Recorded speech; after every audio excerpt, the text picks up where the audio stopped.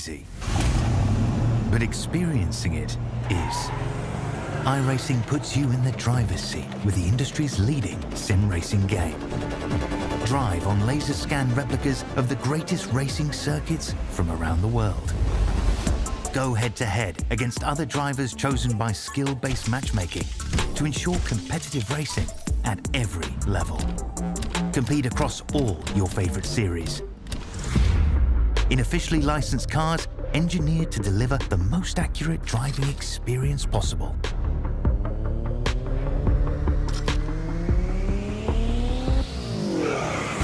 Join a race or host your own with players from across the globe. Race against the computer or in a league with friends. Feel the thrill behind the wheel. Visit iRacing.com.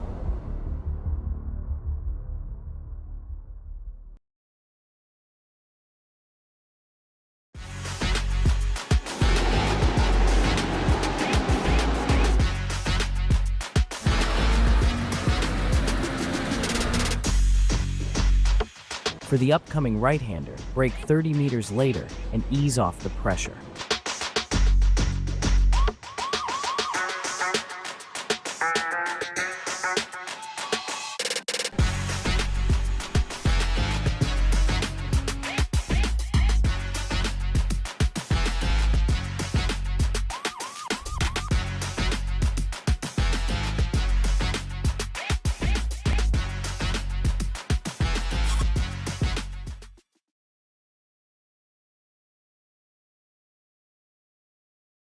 Are you spending a lot of time looking for setups and struggling for faster lap times? Are you tired of searching online for answers? Would you like to get setups, analysis and tutorials from some of the best sim racers in the world like Ralph Alla, Mitchell de Jong, Martin Krunker, Josh Rogers and many more? If so, virtualracingschool.com is the answer you've been looking for. VRS data packs provide hot laps from our professional coaches for you to analyse and replicate. They provide tutorials that walk you through the fastest laps and what the pros did to achieve the best times. And they provide the setups you need to ensure your car is competitive in both oval and road racing. If you're ready to get faster and reach more podiums sooner than later, just go to virtualracingschool.com and sign up for a free account today.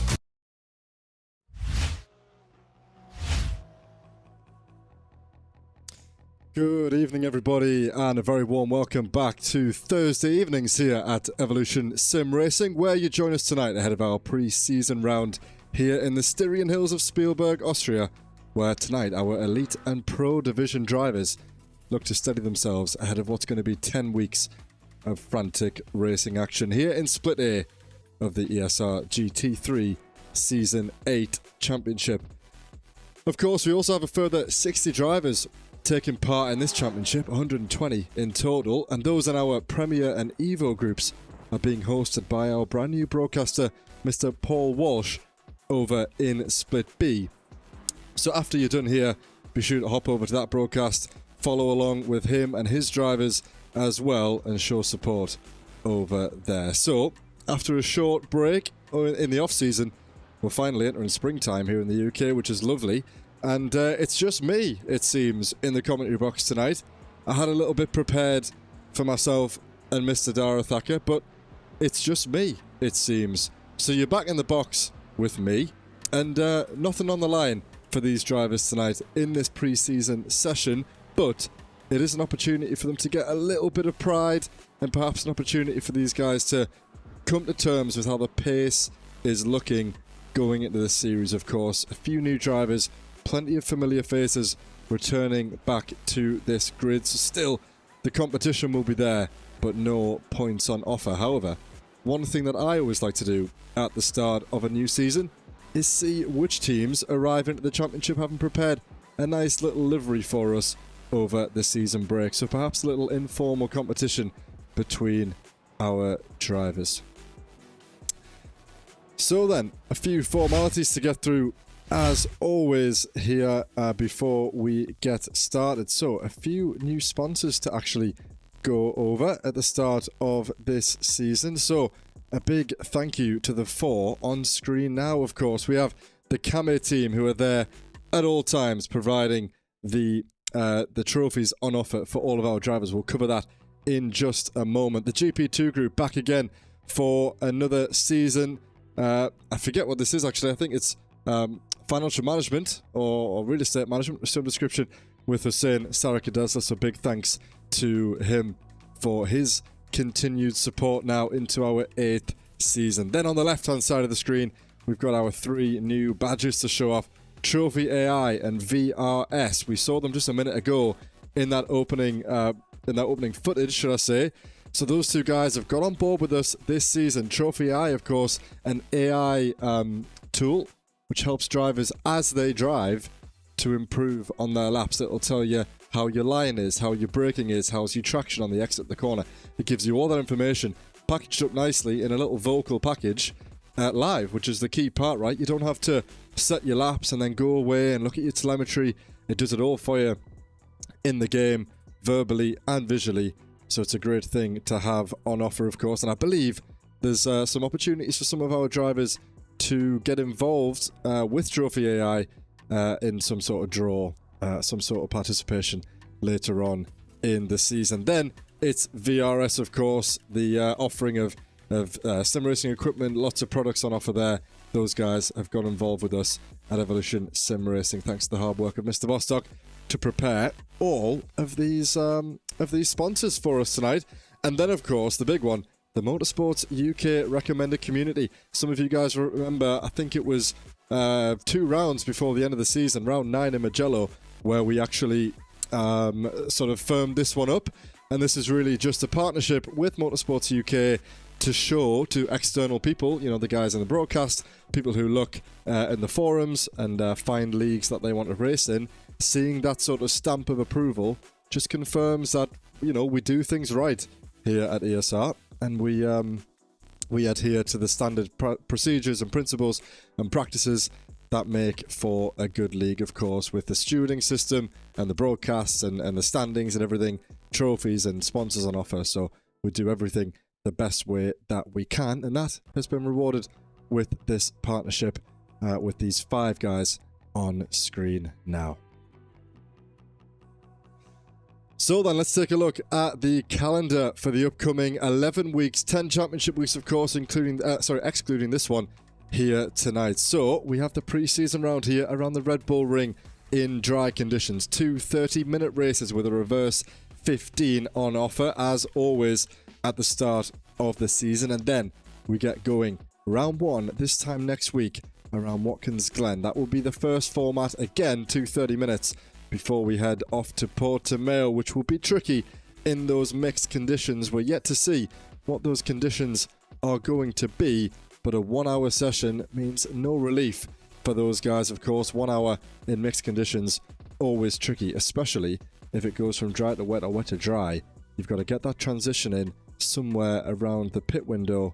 But we saw last time out, I think it was Sebring was the last 1 hour wet race, perhaps Mugello as well, but that was perhaps 2 30 minutes. It's very difficult to try and time your fuel stop with a tyre change if you need to move over to a different compound. After that, Mugello, Road America, and COTA will bring us to the halfway point of the season. Then it's Road Atlanta, Le Mans, Sebring, Imola, and then rounding off the finale in Monza in the 5th of June. So we're still a few months away. It seems like it's a long time away at this point, but we remember saying that at the start of Season 7, and by the time we reached the final round there, it felt like the time had absolutely flown by. So then, talk about the trophies. As we saw earlier, Kame responsible for providing these to all of our drivers. So many on offer, of course. A new look with that sponsor from Trophy AI. And we have the top 3 drivers in all 4 of our divisions, of course. 2 with me and 2 with Paul. And then all of the drivers, whether it's 2, 3 or 4 drivers as part of their teams, each of the 3 teams in the Teams Championship will each receive a trophy. You cover a little bit of coverage.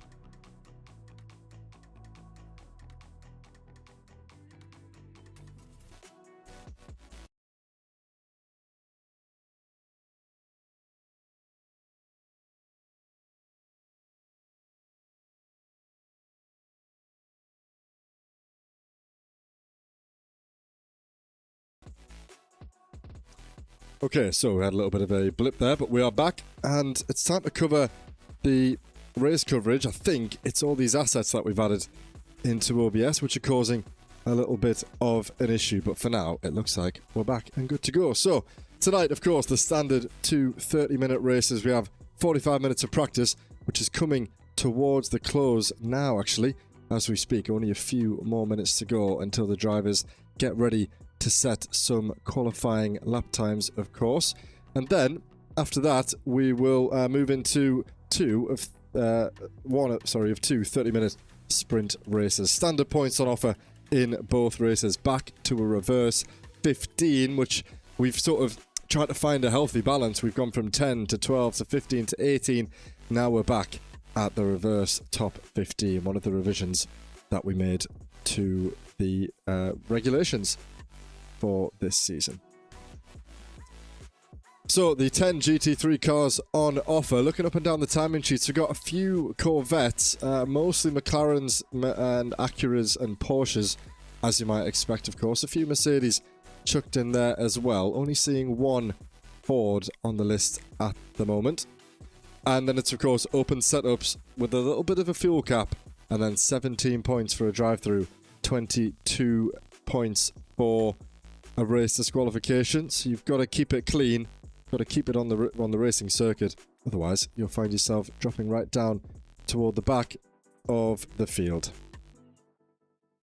So then, a quick run through of our elite drivers. First up, Daniel Handover, a new driver making his debut with us here at Evolution Sim Racing. And then a very, very familiar face, part of the South African RDSA group. It's Tristan de Nobrega for RDSA Esports. William Humphrey making his GT3 debut, of course. A very familiar name with the GT4 series, of course. His second, now his 3rd season competing in the EGT as well. Luke King is back with Quinton Verdonk alongside him in the Vulcan Motorsports. We have the Vulcan Fasteners and Vulcan Motorsports. Hayden Phoenix Miller for Phoenix Racing, a debutant as well. Then it's Luke Lucchese and Sam Derbyshire. Miles Owens and Inyas Vincesevskis, I'll get that one right, Vincesevskis, and Kostek Soloviej for Fury Sim Sports. It's Kevin Daniels and Thomas Pugh with Jimmy Vyman, Raz Harper, Bjorn Klassens, Justin Elof. Then we have Tjecht van der Ploeg, or van der Plug, I think that one is, and Alexander Burt, Paul Cowlishaw, Dominic Sanity, John Breitenbach, Luke van Gotel, Jacob Krafek, Jeroen Vandenberg, and Matt Hoyland, rounding off the final of the elite drivers. I'm aware about some audio problems, everyone, but since I'm here on my own, I can only do so much at once. So give me some time to get through the standings, and then we'll see what we can do. Next up, the pro drivers, of course. A few getting promoted from the B split up into the A split. For example, one of those, Robin Noel Brown, with me last season. Back again here. Another Clyde Vea, for example, looking there. Bruno Silva, Tom Weston, Adam Atherton, Alex Fretwell, and Marcel Henschel, the top 5 based on iRating. Stephen Codman and Davy Daniels, Cal Leskinen and Lauren Sanderwater, Austin Ypres and Gilles Philipparts, with Alexander Freuter and Victor Van Zeist, it's Danny Phillips, Joshua Ness, Chris Jennings and Craig Hewlett, the top half of the pro grid. David Hutchinson, Steve Hobbs, Evan Main and Jordan Ellis will just about round off the 2,000 iRating threshold, with Jeffrey Darman included there as well. Then it's Clyde Vea, Joshua Cohen, Marcel Breitenbach, Jean Gonzalez, Lawrence Sedapa, Ashley Brooks and Malcolm Coates, Lorenzo Gogetto, Wayne Basson, Robin Noel Brown, Biagio Cutral, and Matt Simo. So that's actually the first time I've ran through all of those names. It's such quick succession. So I'm relying on each of the drivers there to give me some feedback if I've got some of those wrong, which is highly likely, let's be honest. But yeah, I think it was okay. So now we can cut back over to trackside and we can get on with things tonight. So we have I think it's about 40 drivers here tonight, which is a pretty good turnout, I think, for the start of pre-season, of course. Let's head back to trackside and we can ride on board with some of these drivers as they are making their way around the circuit. Let's ride on board with one of the Premier drivers then. It's David Hutchinson making his way around the final corner. We'll ride on board with the McLaren, goes awfully wide there to extend that run over the start-finish line. And let's see how this debutant gets on. Seems like we might be having a little bit of an issue over in Split B. Let me see if I've got any messages from Mr. Walsh. See if I can give him a hand with anything.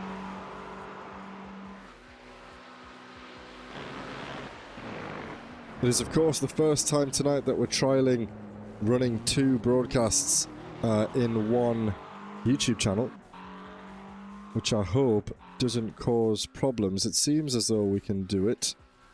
Let me just double check what's going on with this one.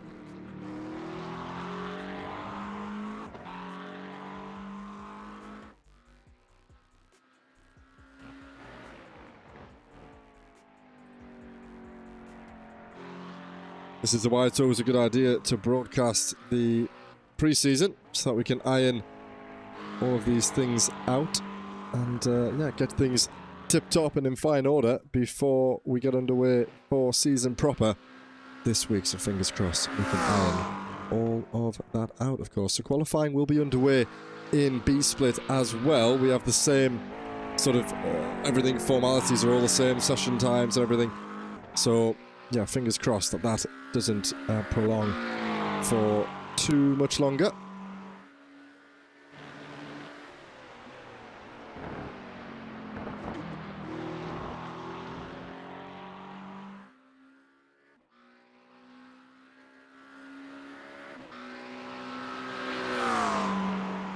So plenty of lap times coming in now. Inyas, the first man to take the top of the timing sheets. He will take provisional pole position, of course.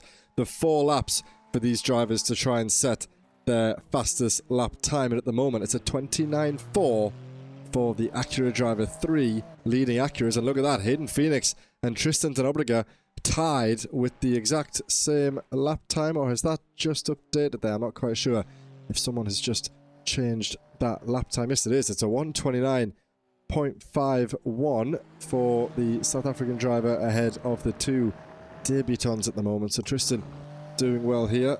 I'm going to just go ahead and do a quick refresh of the liveries, because is Tristan really in a DHL livery?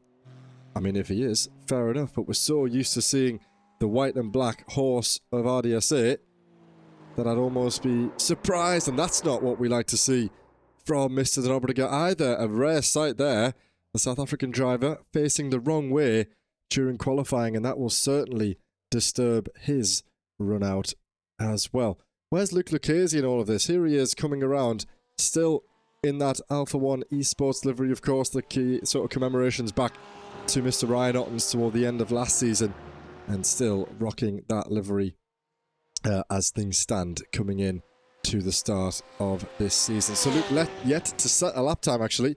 He's just coming around on his out lap now, so he will have a little bit of extra time to put those laps on the board, but with 9 minutes to go, I think he will just about be able to set those times. But there's absolutely no margin for error at the moment for Mr. Lucchese. Here he comes, and we're right on board with him because I'm sure he'll set what is going to be a pretty lightning time in this Porsche, of course, doing so well around this kind of circuit with its rear engine that really adds stability, good traction, good acceleration, and coming up this stretch particularly through turns 1, 2 and 3, it really does offer great speed up the hill into the uphill braking zone. Of course, gravity helping the car come to a stop, and it will pretty much dominate actually in these uphill sections, will the Porsche. The BMW won't do too bad either in a straight line, but it doesn't quite have the same attributes, and you can tell by the lack of BMWs on the circuit that yeah, it's not really a favoured machine at the moment. Going through turn 4, stable under braking is the Porsche as well. Not too many downhill gradients, but particularly through this fast left hand of the track does drop away from you a little bit as you come through. I'm sure Luke would want to carry a little bit more speed than that on the way through the next lap. Now through the next set of corners, snapping at the steering there, really tetchy on the rear end is that Porsche. That's what you like, to get the rotation. You want to feel as though the rear tyres are coming round on you, and you've got to try and scoop the car up before it's too late. Before you do what his teammate did on the last lap, really maximising track limits there. Into the final corner goes Luke Lucchese. Is it going to be enough to get himself on the front row, maybe inside the top 5? Let's see as the Porsche crosses the line.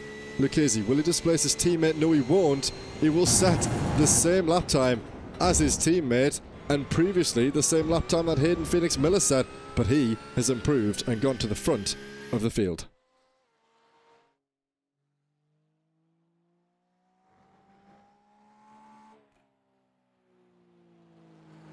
So it's all happening then at the front, the top 5 jostling for their positions. Hayden will come around once again. It's a 1:29.3. I'll be surprised if anybody can get themselves into the 1:28. I believe the record lap time in the Porsche around here was a 28.4, 28.6. So I'd be hard pressed to imagine we're going to see any of that with these track conditions. Hayden, in fact, pulling off. That is his session over. I don't think, did he improve there? I'm not quite sure. Luke van Gortel, he is very close, less than a tenth of a second away from pole position as it stands. This will be his last stab at it. He's got 2 more corners to go than the high speed through turn 9 before we go into turn 10. A very familiar driver to this league at this point, being here at least 2 or 3 seasons, and he's going to cross the line. Is it going to be enough to take away pole position from Hayden Phoenix Miller? Luke van Gortel crosses the line, doesn't improve. Alexander Bird, however, up into P4, and the best thing is, I was going to say he's got another lap to go, but he chooses not to take it. Here comes Tristan Denneberger then across the line. Is he going to improve? A 10th would get him onto the second row of the grid, and it's better than that. It gets him right toward the front of the field. The best thing for Tristan here is that he has he has 1 more lap to try and find a better lap time, and he only needs half a tenth of a second to make that one happen. Here comes Tristan then, up, down toward, you can see the incline there, the run all the way down from turn 3, through turn 2 into turn 3. You can see how much the banking will impact the cars under braking at the moment. Then it's a 1-2 for the Acuras, the Porsche of Luke van Gortel, then another Acura on the 2 front rows of the grid. Let's take a look at the gaps in the timing then. Look at that. The top 8 separated by, well, the top 9 separated by 0.3 of a second. Top 11, top 12 by just half a second.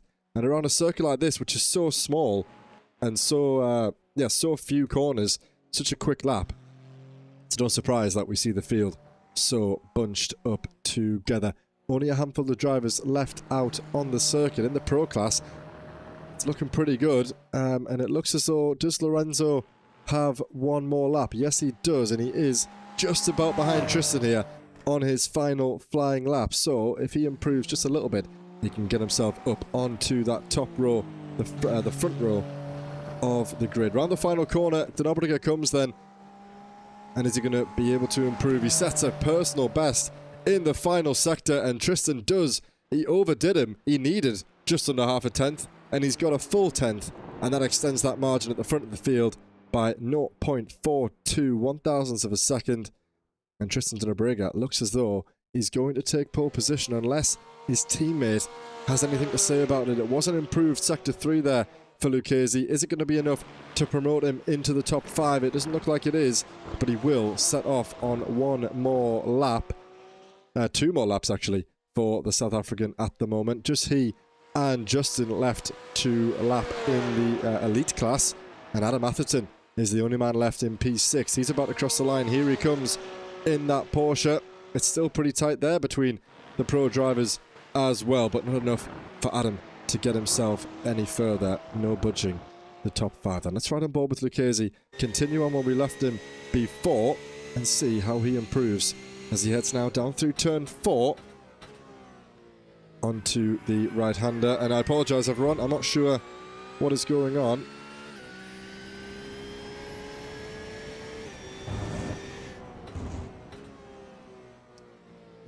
It seems as though... bear with me, everybody.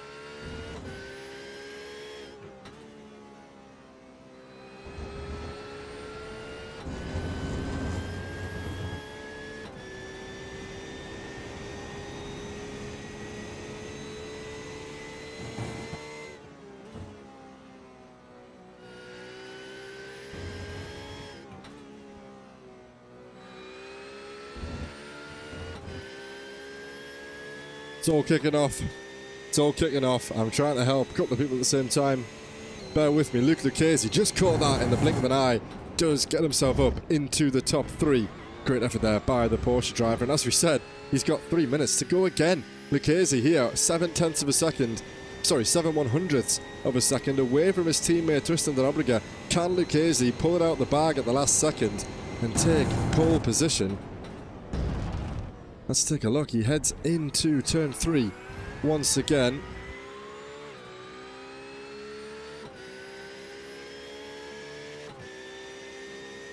And I believe, hopefully, we're about to be joined by Mr. Dara. So bear with me while I just bring up Discord, everybody. Apologies for that. And let's hope that sharing this doesn't make it any worse, because the PC was already struggling a little bit when we started going through those opening exchanges.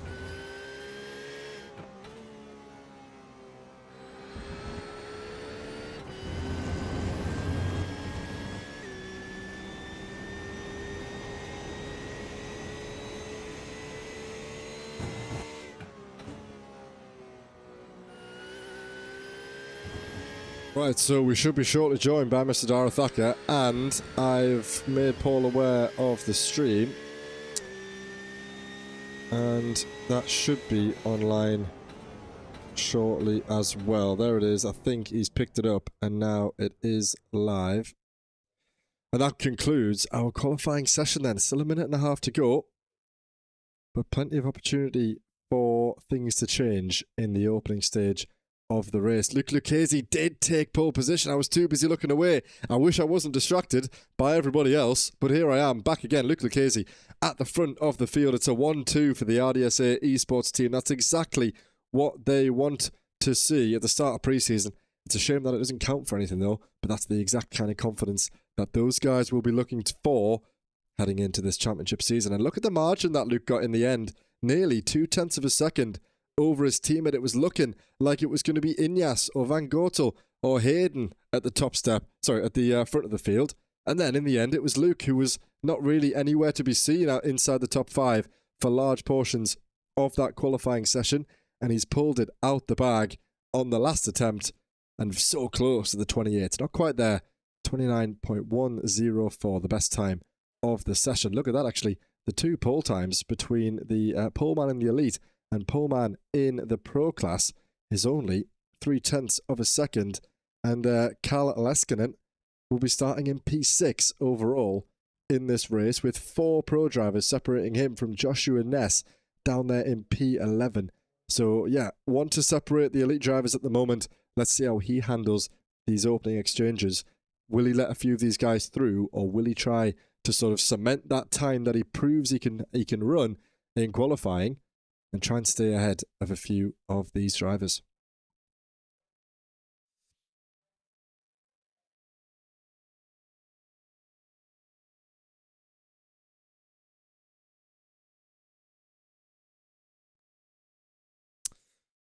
Okay then, so here we go. The drivers will be changing over from their quali setups into their race setups, and then we'll be underway for what is going to be a full formation lap here around the Red Bull Ring. So a little bit longer than what we're used to, but thankfully it's still somewhat of a short lap, so it should be okay. Let's go ahead and run through the starting positions then, ahead of this opening 30-minute sprint race. Luke Lucchese leads the line then, as we've just said, in qualifying for RDSA Esports. Ahead of his teammate Tristan de Nobrega, it's a RDSA lockout for those two South African drivers. Hayden Phoenix, great start for him on his ESR debut inside the top 3. And it will be Luke van Gortel, the Dutchman, who starts and shares the second row of the grid alongside him. Inyas Vincezewskis will start in 5th ahead of Kalle Leskinen in the top 6, the pole man in the pro class. Alexander Bird and Techt van der Plug will start inside the top 8, and it's Paul Cowlishaw, very familiar with Paul and his pace. He's inside the top 10, just ahead of Dominic Hover-Sanity for Zira Esports. Joshua Ness, P2 in the pro class, but P11 overall. He's got a little bit of work to do if he wants to try and catch up with Leskinen in these opening exchanges. Justin Elof and Lorenzo Gorgetto will start in P13 ahead of Jeroen Vredenberg in P14. It'll be Jimmy Vyman and David Hutchinson inside the top 16. Bergio Kurtral and Quinton Verdonk will be ahead of Adam Atherton and Sam Derbyshire inside the top 20.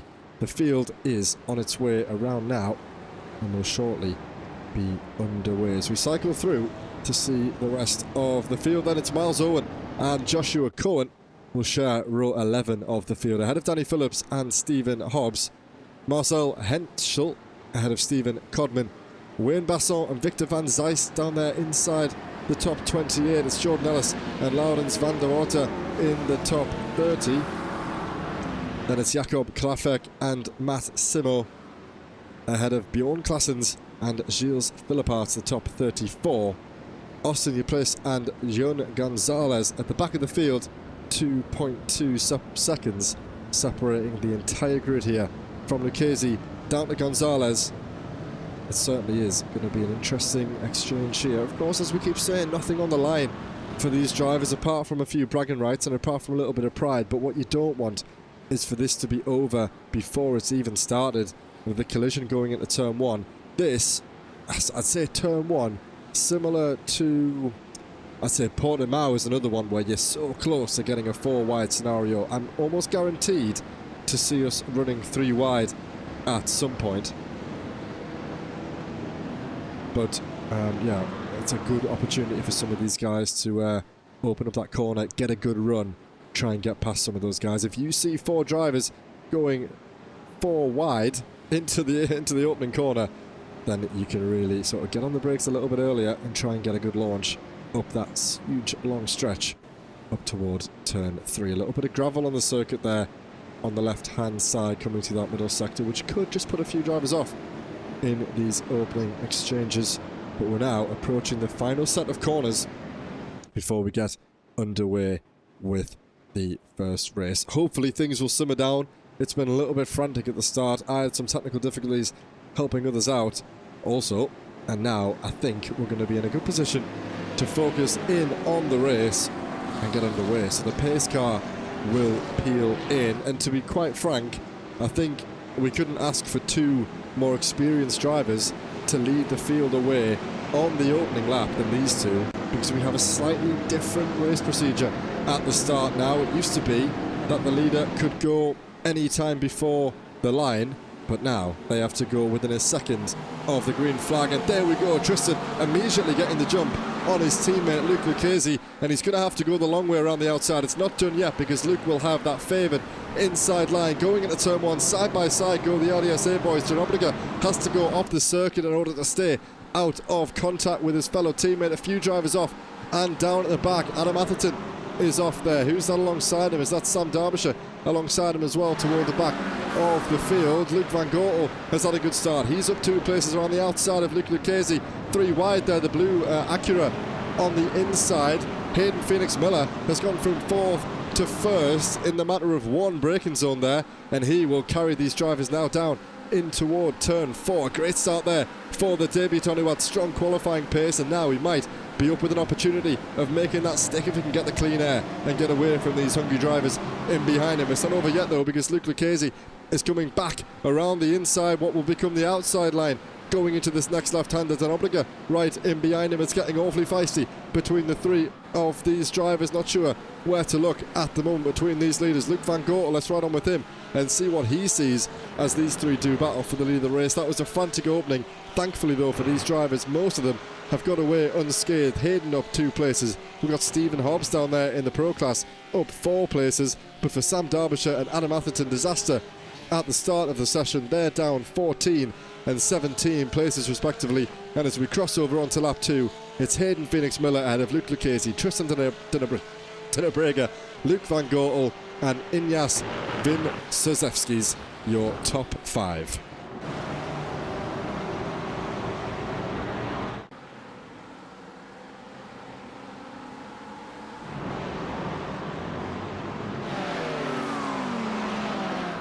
Joshua Cohen there, round and down at the exit of turn 1. The field has passed him, so we can get on with it nice and easy. And here's Victor Van Zijs as the guys head now up the hill. You can see, as we saw earlier, how steep the incline is, under braking into this corner. And we've got a little 2 wide scenario, a slight check up there as Jakob has to get on the brakes. And now Jordan Ellis, he might fancy his chances of getting around the outside before they get into the braking zone down at turn 4.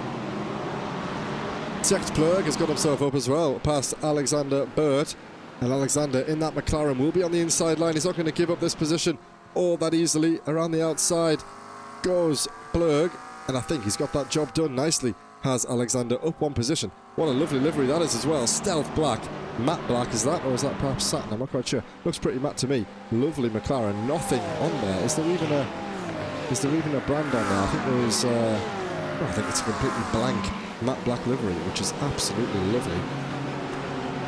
And I'm a big fan of that actually. I'm trying to remember which one of my liveries is completely black out. But that's something that I haven't seen on these grids before. Something that I'm of course a big fan of. Little gaps starting to appear up and down the grid now between these drivers. We've got a nice cluster of 3 or 4 cars here, down from Justin Eloff to Jerome Vandenberg inside the top 11. Inside the top 11 in the I'm going to have to get used to this. I'm so used to saying Premier and Evo that it takes me a little while to sort of reverse engineer my own muscle memory. The elite and the pro drivers, and the pack though still really close at the front of the field. We can see there Hayden Miller just leaving the picture now in that blue Acura. He's still got Luke Lucchese all over the back of him, and we'll see how these lines differ. Great opening exchange by Hayden Phoenix. Let's see if we can find that one, because it was a great launch on the exit of here it is, I think, is it?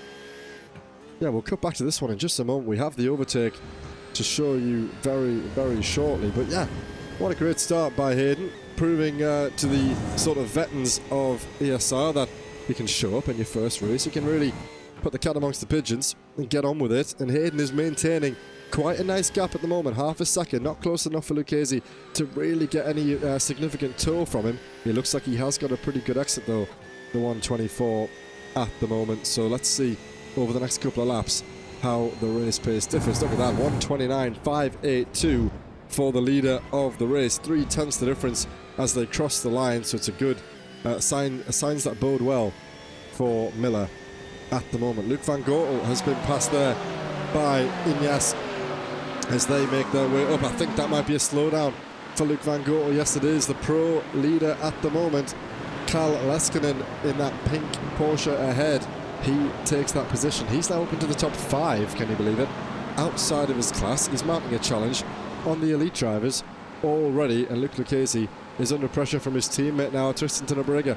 Let's see how these guys get on. He's gone for it. Tristan didn't wait around at all, and I think they've made a little bit of contact there. It looked as though the camera was effectively inside that Porsche as we joined on board with them, and Lucchese might have to fight this one back, but what these guys don't want to do is cost themselves too much time. All the while, Hayden Phoenix Miller gets himself up the road and builds up a nice gap. It's already going to be 0.8 of a second, maybe more, by the time they reach the line. Luke just dipping that right-hand side tyre into the gravel. It looked like he got a great run out of the corner, but he's extended it just a little bit too far. That will allow Tennebrugge to hold on to that place for the time being.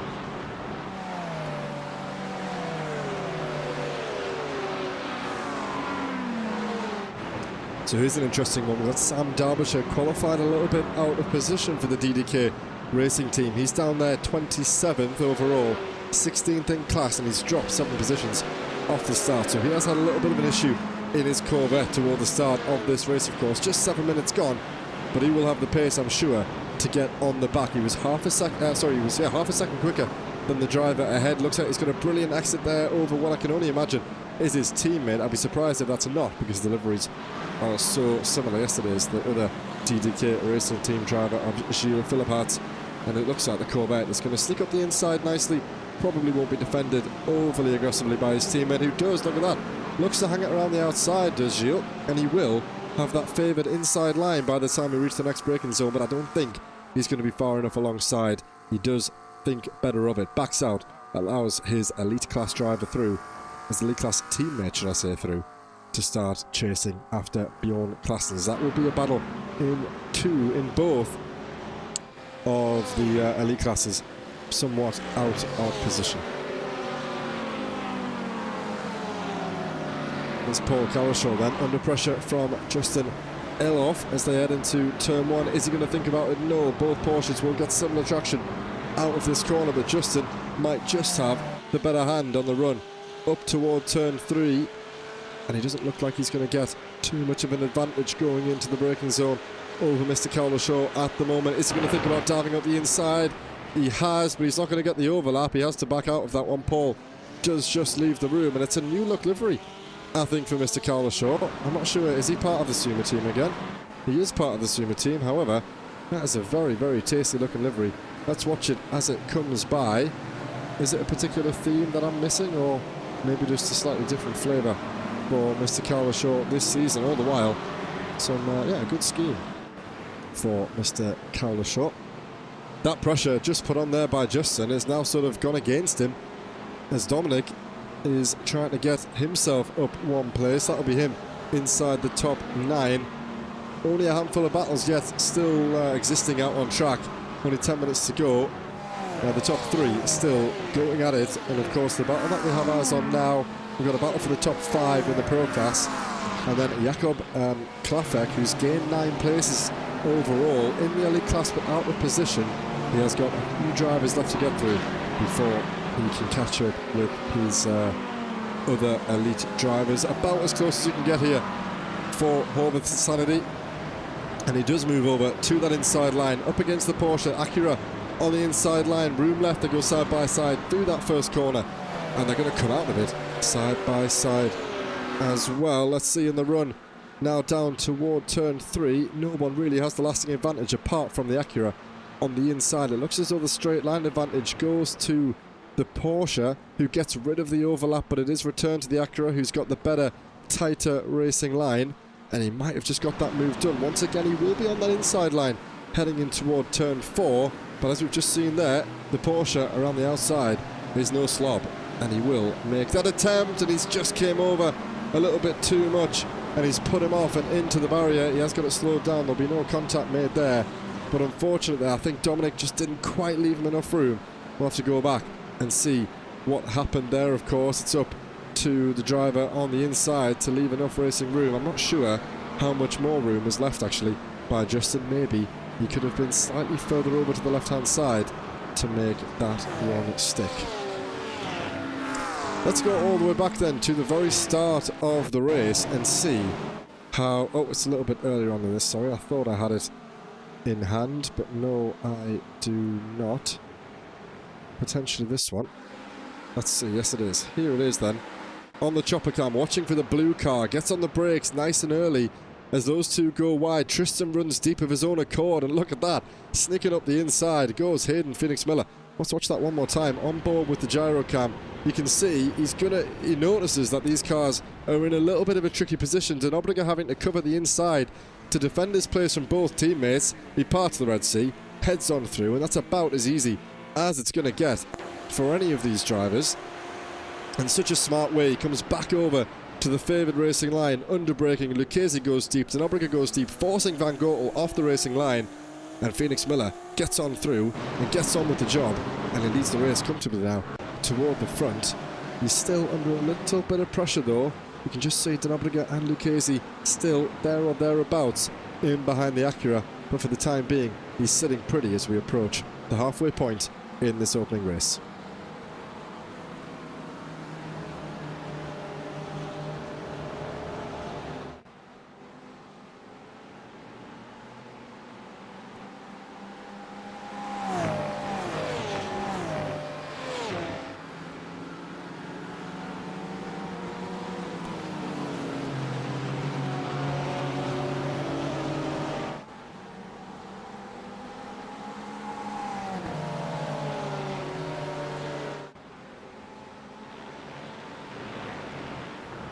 Tristan Denobriga then setting the fastest lap time of the race so far, 29.4, close to the qualifying lap times actually, and he'll have much more fuel on board. So Tristan, a man in form at the moment as he sets his sights on the race leader. Of course, we're getting toward the point in the race where the tyres have sort of lost that sort of, the initial phase of grip. They're not going to be nearly done by any stretch of the imagination. You could run these tyres for well over an hour and I'm pretty sure you'd be okay, but it starts to beg the question how far back these drivers can run the brake bias. For example, as the tyres begin to wear, do some drivers want to just shift it a little bit further toward the front to stop the car from over-rotating? That's something that we'll have to see, particularly as they head through this corner now, through turn 4.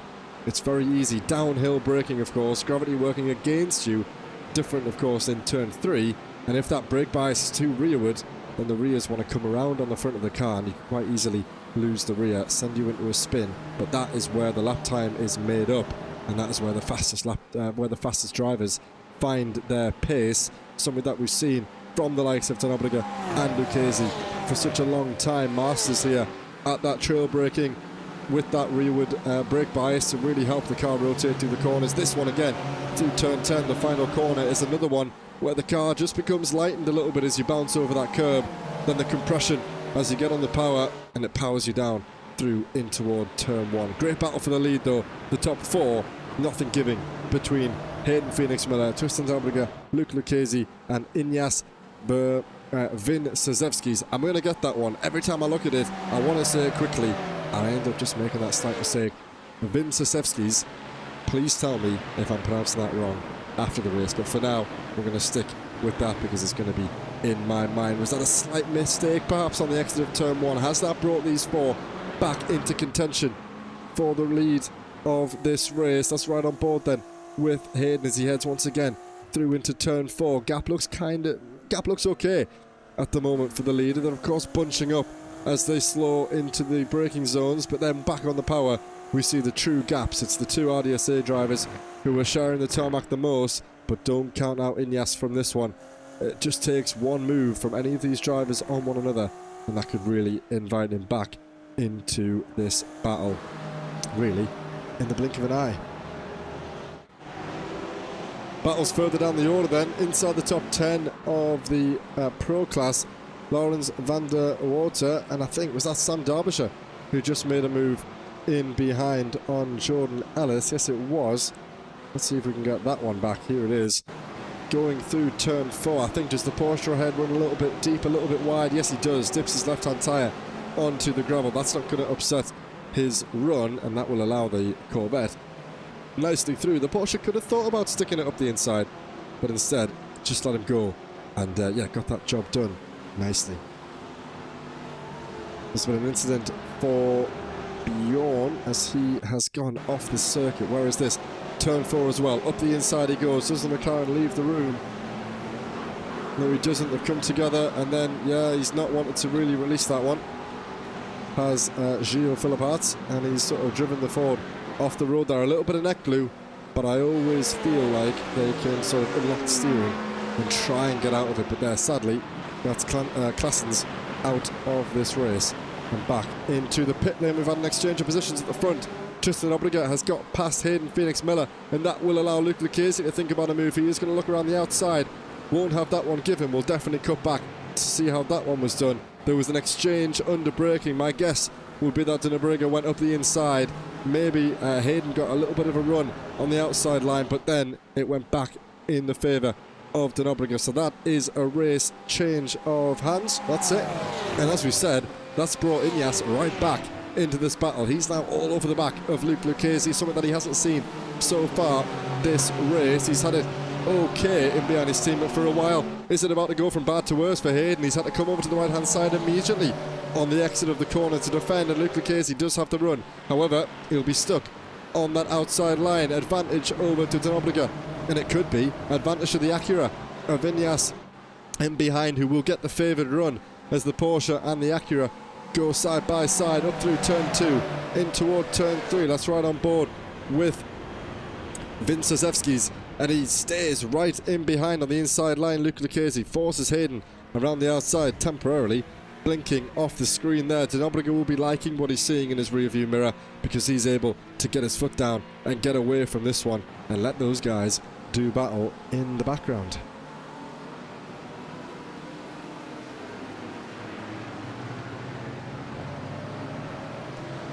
And Luke Lucchese's gone. He's round. I've missed that. I was looking at the chat.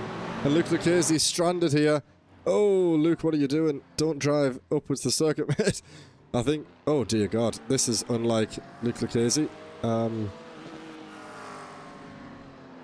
fair enough. I mean, it's unorthodox, but he's kept it out the way of anybody else.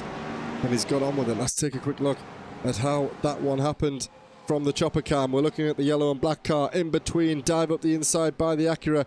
Does have the overlap. Oh, and oh, it's a little bit of a double dunch there on the blue car ahead. Sending Lucchese into a spin. And then we caught up with him there, just stranded on the inside of turn 4. That dumps him all the way down to P23, P14 in class, of course. And that will leave just 3 drivers in with a chance. Look at this, actually. We've got Leskinen, the leader of the Pro class, inside the top 4 overall, with Luc van Gortel looking to put him under some pressure. Yeah, but that will change the order somewhat at the front, leaving Obriga on his own. And in that exchange, Vince Zevski's got himself past Hayden Miller. Let's take a look at how that one was done. The gap pretty large, surely a little bit of an oversteer moment for Hayden on the exit of that corner. Or was it a slowdown, maybe? Not quite sure how he's got this one done. I feel like we're coming into this replay extremely early for this to be an overtake. There it is, a wobble on the exit of turn 1 and on the run up through turn 2. I've got no idea why the replays put us so far back, but in the end, that's how the move was done for the Lithuanian driver.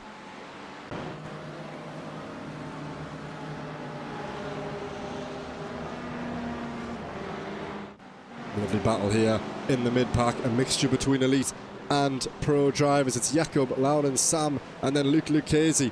In fact, it's more, it's Wayne leading this pack. The number 9 Mercedes there, and then following him, we've got the 2 Porsches, the Corvette, and then Luke Lucchese. Very interesting dynamic seeing Luke Lucchese in this pack. He'll know exactly the kind of pace that he's got to show, and he'll want to put it on display as we enter the final 10 minutes. Critically, he's outside by quite a long shot, actually, 8 positions outside that reverse order. Let's flash up how things look overall, of course. It's the top 15 that get reversed. So we're looking at David Hutchinson and Lorenzo Gorgetto, and if Lorenzo can get just one position on him, then he'll be in with a chance at taking over that position, of course. And look at the gap, less than half a second between those two drivers, and that is such an important feature. If you can get on that reverse grid pole position, if you can get in P15, that will make your life so much easier going into the second of two races.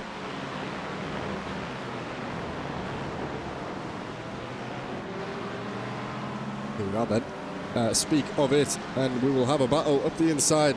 Goes Quinton Bedonk on Joshua Ness. This is not for P15, although you can look at that, Dave Hutchison on his teammate.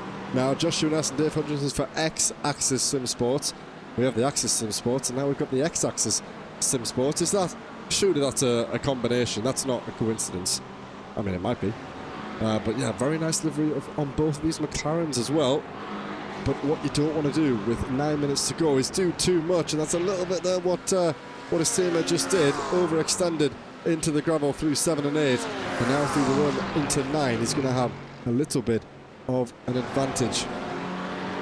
Here's Lorenzo Gorgetto, the Italian, in the Ferrari, of course, and he makes his way around the final corner, making his debut for ESR as well. And I must say, great to see the Ferrari in action. There wasn't too many of them in the championship last season, and of course only fitting that it's the two Italian drivers that we have with us, the number 93 and the number 79, featuring their own car, let's say, their own Ferrari, making its way around. And I'm pretty sure actually that the Ferrari would excel in a circuit like this. Of course, no cars are locked in for the championship season. Of course, it's the car that you arrive into race 1 with that will be considered your championship car. And you can of course take a 50 championship point hit if you wish to change car midway through the season. But yeah, I've driven that Ferrari on a number of occasions, and it definitely has some strong aerodynamics. I think the balance is quite good.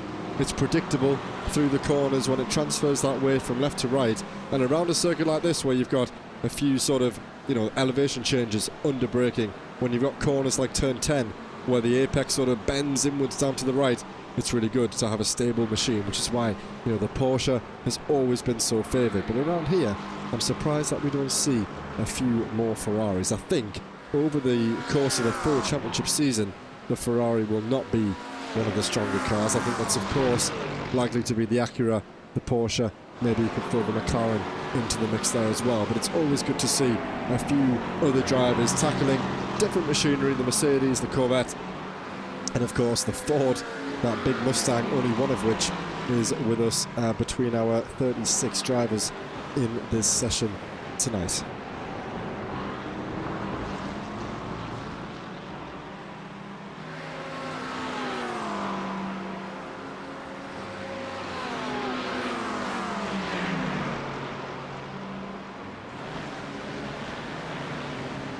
Ryman and Iroan, I think, is that Jimmy off the circuit there? Yes, it is. He's going to step back into the slipstream, but that's a position loss for him as things stand. Into the final 6.5 minutes we go then.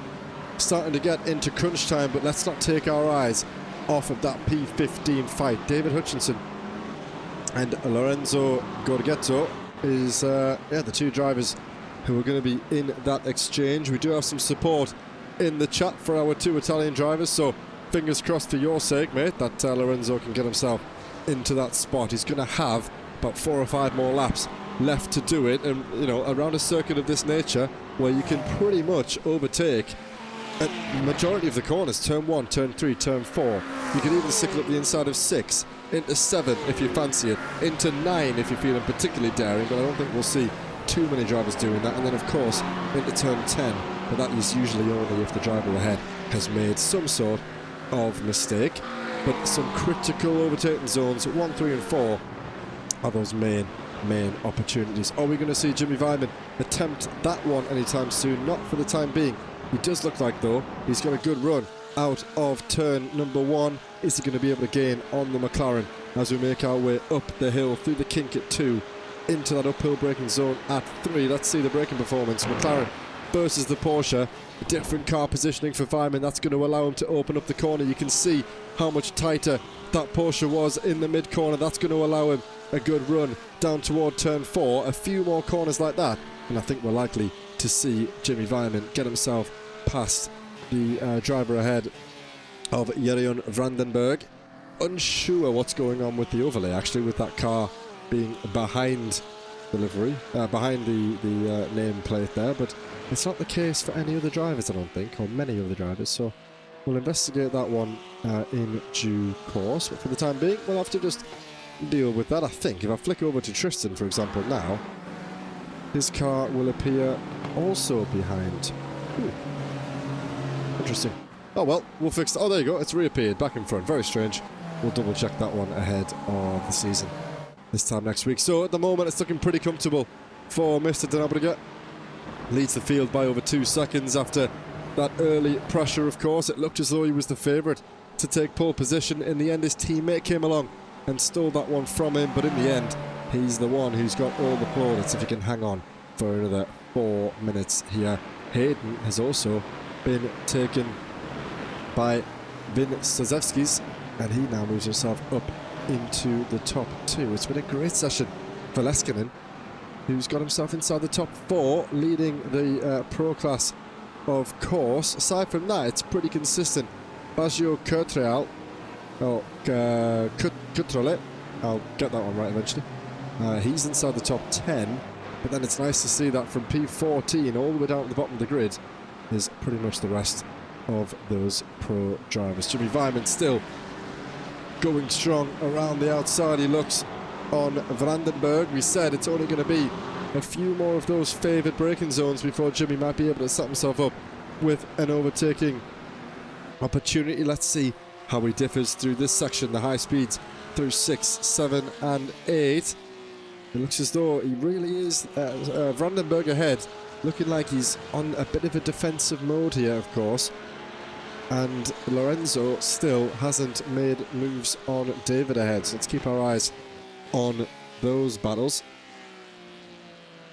Oh, and look at this, Jimmy Vyman in the pit lane. Is that fuel related? Is that drive-through related? Of course, it's so easy to pick up off tracks around this place. You run wide at turn 1, you could run wide at 3, you could run wide at 4, you could cut the corner at 7 or 8, maybe even 10, and then before you know it, you pick up a big whack of X's. Not the case here for Jimmy Vyman as he pulls into his pit box. It might be a bit of a splash and dash here. Yes, it is, sadly, for Jimmy. He's under-fueled.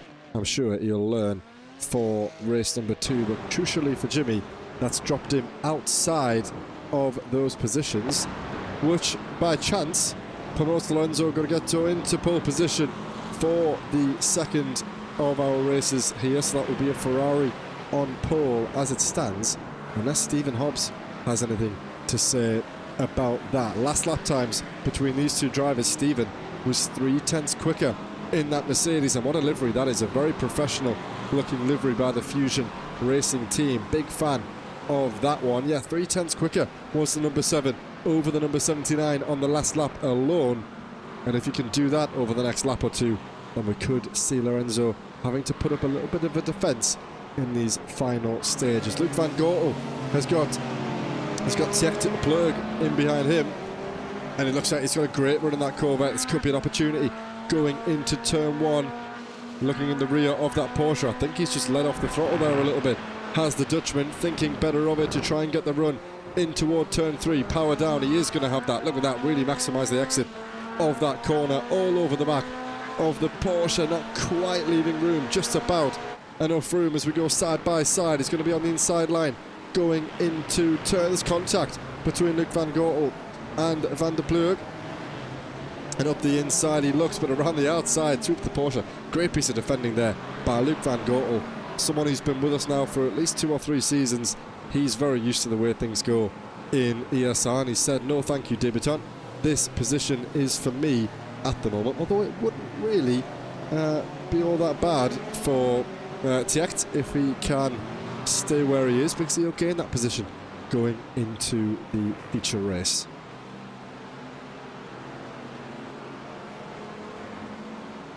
So then we may well be on the final lap here. It depends how long Tristan takes to get to the line. We've got 15 seconds for him to cross it, or it will be session over. It looks as though it is going to be session over as Tristan de Nobrega comes around what I think is going to be the final corner. It's going to be so close.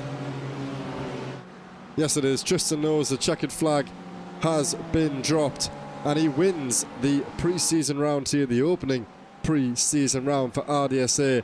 It looked as though it was going to be his day in qualifying, and it's turned out that way in the race. Great session for Inyas Vinsasevskis and Hayden Phoenix Miller, the top three. 2 debutants there, 3 debutants inside the top 4 if you want to include Calais. And it's not over yet for these drivers as they're all now filing through the final corner. It's a great pack here. Luke Lucchese is involved there. Jakob, Sam and Lawrence van der Waal across the line inside the top 20. And then back toward, just coming through turn 9 now. Who got that reverse pole? Lorenzo did get reverse pole position in the end. The Mercedes here of Matt Simo having to do a little bit of defending against Stephen Codman, who has got the run. Is he going to make contact there? He really could have put his foot down, but he thought better of it, staying where he is. And that will pretty much conclude the rest of the field. Joshua Cohen crossing the line. Danny Phillips making his way around turn 10. It will be Marcel Henschel, who's still just coming through the middle sector, and Adam Atherton, who had that issue early on, has reset to the pit lane. It will be Marcel Henschel who will be our final driver to cross the line then, before we head into our warm-up and then the final race of the night.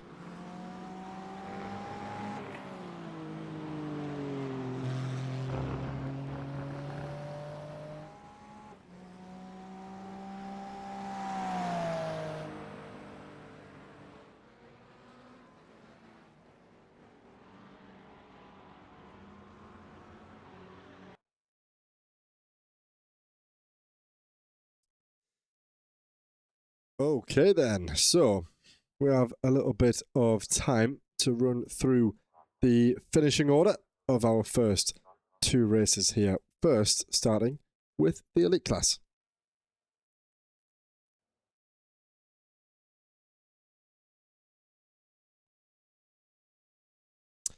So crossing the line first, it was Mr. Tristan de Nobrega, the 170 South African driver for RDSA Esports, starting his season exactly how he would want to. Inyas Vinsasevskis will round out the second spot on the podium for Vulcan Motorsports Gold, ahead of Hayden Phoenix Miller for Phoenix Racing on the last step of the podium. Luc van Goorl and Tjecht van der Pleug will be inside the top 5 ahead of Alexander Burt and Dominic Horvath-Sanady.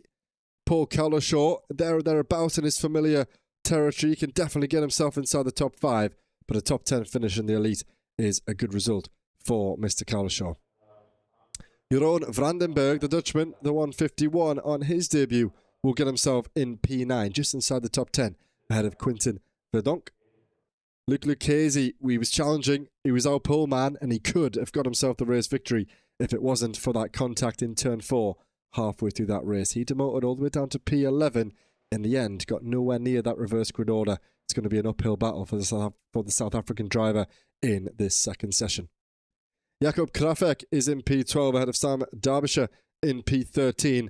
Miles Owens, Jimmy Vyman, Justin Eloff and Bjorn Klassens inside the top 17. I'm just going to do a quick rundown. We've got 3, 4, only 5 drivers out of those 17 are returning drivers in this championship. So that is so many new drivers to deal with, not only for myself, but also for the drivers on the circuit, of course. You become used to the drivers that you're competing with week in, week out. But when you've got a field consisting of so many new drivers, sometimes very difficult to know how they're going to race and how they're going to behave. So let's take a look at the pro drivers first. Over to the pro drivers now. Kalle Leskinen in his debut also, the number 1 for the pink team. He takes the race victory for the pro division.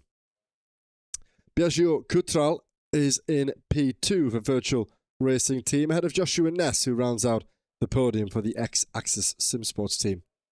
Lorenzo Goggetto got himself into the top 15 and I think will start on reverse pole position. Great news for the Italian driver. Stephen J. Hobbs inside the top 5 ahead of Victor Van Zeist and Wayne Basson. And it will be Lawrence van der Water ahead of Jordan Ellis and Gilles Philippart inside the top 10. I've just realised that Wayne is potentially British, so I'm saying Basson as though he's French, but it's probably just Wayne Basson. John Gonzalez inside the top 11 with Matt Simo in P12. Stephen Codman and Joshua Cohen with David Hutchinson and Danny Phillips inside the top 16. It was Marcel Henschel, Anna Atherton and Osanya Priest inside the top 19. And that will round out our race results for that opening race, and it leaves us with just over 1 minute to go then until we get underway. We've got Mr. Paul Cowlishaw out on the circuit now, of course, as we've said, a very familiar driver to the formalities of Evolution Sim Racing. It'll be interesting to see where will he start. Not quite sure what his finishing position was. He'll definitely be inside that reverse grid, probably somewhere inside the top 8. Let's see how Paul gets on. 56 seconds to go. Paul will finish this lap actually, so he will set a lap time. Should give us a little gauge about how he's feeling. I'm sure he's loaded that car with full fuel to give himself a little bit of a taste for how it will be on the opening lap of the race. Gilles Philippart also out there on the circuit, very wide back Cowlishaw. That will be an off track, but nonetheless some valuable data, I'm sure, for the 134.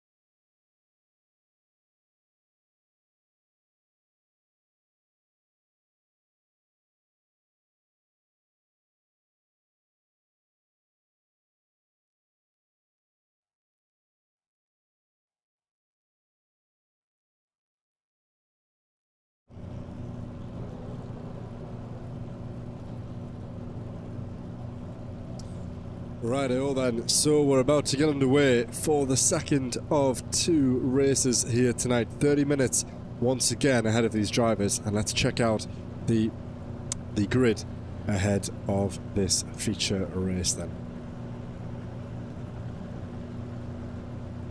So in fact it wasn't Lorenzo who took pole position. Stephen J. Hobbs will start at the front of the order ahead of Lorenzo Gorgetzo, then sharing the front row of the grid. Joshua Ness in P3 ahead of Quinten Verdonk, rounding out the front 2 rows of the grid. Jeroen Vandenberg and Baggio Coutral will start on row 3 ahead of Paul Cowlishaw and Dominic Horvath-Sanity inside the top 8. Alexander Bird and Tjecht van der Plurg will be inside row 5 ahead of Luc van Gortel and Kalle Leskinen inside the top 12. Of course, our pole man and race winner from race 1. Let's see if he can make his way through the order. Then we start getting toward the real sharp end of the stick. We saw Hayden Phoenix Miller, Inyas Vasins, every time, come on Joe, Inyas Vinzazevskis. You know, back when I first started commentating, I had Wojtek Sviridovich, and it's like ingrained in my brain is that name. So by the end of this season, Inyas Vinzazevskis is going to be ingrained in my brain just as much. Tristan Nobrega, the winner of race 1, will round out the top 15 in the reverse grid order. It will be Victor Van Zeist, who was so close, yet so far missing out on that reverse grid order. He'll start in P16. Wayne Basson ahead of Luke Lucchese. Be interesting to see what Luke can do at the start of the race, knowing the quali pace that he has. Jakob Krafek and Sam Derbyshire will be inside the top 20. As we cycle through the Lawrence van der Water and Miles Owens on row 11. It will be Jordan Ellis and Jimmy Vyman inside row 12. Gilles Philippart, Justin Eloff on row 13 It'll be Jun Gonzalez and Matt Simo ahead of Stephen Codman, Joshua Cohen, David Hutchinson and Danny Phillips inside the top 32. It'll be Marcel Henschel, Adam Atherton, Austin Ypres, and then Bjorn Klassens there, the elite driver for Vulcan Motorsport Silver, starting right the way at the back of the field.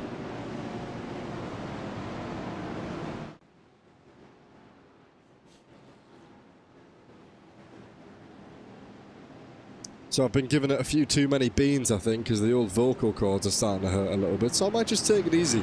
But you know me, once I see some good racing action, I can't help but get involved. And hopefully we're going to see that right toward the front of the order. A little bit of pressure, I must say, on what is the top 7, really the top 10, top 11 in this race outside from Cowlishaw.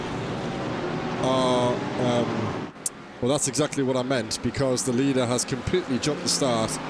And that will be discussed in the server afterwards, of course. That is a major advantage that Stephen has just gained there. I don't think he waited for the green flag at all, and he's already got a 1 second advantage or more over the rest of the field and will be clear going into turn 1. That has caused a little bit of a spread of the field up and down the grid. But we've got Leskinen here, who's side by side with Luke Van Gortel around the outside. He will have to look in that pink Porsche. Up the inside goes Luke. That was very late on the brakes. He's maybe got 3 or 4 moves done in 1 there. He's up 2 places, so maybe not that many. Tristan Dobliger up 1 place as well. Let's see how he's getting on inside this mid-pack as it's all kicking off with the faster drivers. And I'd like to see Lorenzo keep on the back of that if he can sort of overturn that advantage that was gained at the start by the number 7 Mercedes driver. Exchanges of positions side by side with Hayden Phoenix Miller, the blue Acura on the inside there. Alexander Burt and Inyas Vincesevskis going side by side, and Alexander's off the road and he's round, and that's another one. The Mercedes going deep. He's going to have to rejoin safely, get that McLaren under control. Biagio Cutrale has just got passed by Dominic Sanity. It's pretty frantic at the moment between these drivers. The pace is slightly different. Luke Van Gortel, is he going to think about going in between these 2 drivers? Surely not. The Acura comes over, the Ferrari looks to defend, up the inside goes the McLaren of Van den Plug. Is that the Corvette even of Van den Plug? It's all kicking off. Denobliger's in there, and oh my goodness, so many names that I'm not familiar with. I'm trying to keep up with it all, everyone. Forgive me. Surely not 3 wide, a little bit of a nose up the inside there. Denobliger goes around the outside of Vincesevskis. Hayden Miller fancying it as well. Inyas has been the one to drop out of these positions at the moment, but this battle for these 5 places is going frantic. Defensive goes Hayden Phoenix Miller, up the inside goes Tristan Denobliger, and is completely, it wasn't Tristan, sorry, it was Inyas who's completely overshot that corner there, and he's gone right the way off the circuit, causing a little bit of chaos. Let's just see how that one unfolded, because it looked as though he was pretty comfortable. Look, he's got nothing in front of him, and then all of a sudden he absolutely went for it. He's kind of said no to the Acura on the grass, gets a wobble on, a little bit aggressive there, a passenger for his teammate nonetheless. Oh, and there's been a huge incident here. Many drivers, I think, are dropping down the order. Let's see what's happened. More drivers off there. That Corvette, he's gone round. There's more issues at the back. There's that Porsche of Jordan Ellis, who's off the circuit and around. Is this the same incident from earlier? No, it's not. Up the inside they go. 1 spins, and then the rest follow through, and I don't think he gets on the brakes quick enough there. Does Vincesevskis, and he rolls back across the circuit. 1, 2, 3, 4, 5, 6 drivers involved in that collision, which is what we saw up and down the timing sheets. It's not quite what we like to see at Evolution Sim Racing, of course, but it happens. We've seen it all before, and I'm just glad that it's happening in the open race of the season. We can speak to some of those drivers, and there's going to be more chaos there. Danny Phillips around the McLaren on the outside line there. He's stranded. Danny Phillips getting it going again back on the racing line, but these 3 or 4 drivers are going to be showing the same bit of tarmac by the time they arrive into the braking zone at turn 3. Absolute chaos in this reverse order at the moment. At the front of the field though, Stephen Hobbs making the most of that advantage at the start, but he's still under pressure from Lorenzo Gorgetto in behind him in that Ferrari. Gilles Philippas down in P18, up the inside of the Porsche of Justin Eloff. around the outside, looks the 192. He is going to make it stick, dips a wheel in the gravel. That might allow the Acura of Marcel Henschel to get a little bit of a run here, which it might. The two come together. You can see the wobble on the turn in between the DDK machine, who comes back across the nose of the Acura, who accurately backs out there and stays just where he was.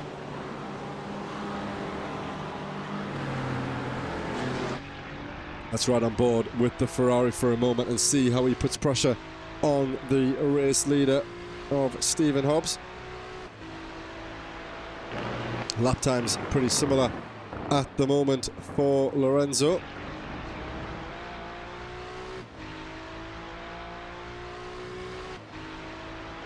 Of course, no stewarding in the offing, should I say, during the pre-season round. So, you know, a few drivers I'm sure will have a few words, but of course there'll be no penalties during this session. For instance, I would imagine that Stephen, if he does that in a championship race, he will pick up some licence points for that kind of starting infringement. It's pretty clear cut when things like that happen, but I think this time round he will be okay, and he'll be able to learn from that mistake just in case it happens again during the championship. But that's always going to happen when you have new drivers arriving to a new championship. Many of them aren't aware of the procedures that we have, of course. It's all detailed. We detail it in the regulations, in the rule book, in the driver briefing, and in the chat. So there's many opportunities for the drivers to read and understand them. But as we've learned over our sort of 10, 11 seasons of organising championships, it's very difficult sometimes for these guys to pay attention to those important details. At the moment, though, he leads 1-2 ahead. The Mercedes, then the Ferrari, then the McLaren, and then a Porsche. So 4 manufacturers inside the top 4 all doing battle for the race lead. Only 5 minutes have gone. Feels like it's been one hell of a frantic start toward the front of the pack. Justin Denobreger coming around the final corner. He's got Kalle Leskinen in his sights, but he hasn't really been able to make up the ground that I thought he might off the start of the race. He's only gained 4 places, of course. Did get caught up a little bit in that incident at turn 3 a few laps ago, but I think the pace will start to come back to him as things settle down a little bit. But interesting, look at that, Luke Lucchese already just 2 cars behind his teammate, having started a little bit further down the order. Paul Cowlishaw, there we go, around the outside, the Ferrari, a little bit of contact between him and Biagio. And Joshua Ness, Quinton Verdonk up further up the road as he head through turn 4. We're going to go into this corner side by side, of course, and Coutrele, I think, is that, or Dominic Horvath-Cassidy is that, will be the driver who looks to get by on the outside. Couldn't make it work. Just have a little bit of a run, does the Acura. Is he going to send it up the inside at turn 6? I think he is. Contact, surely. Yes, there is contact. You could see that one coming from a mile off.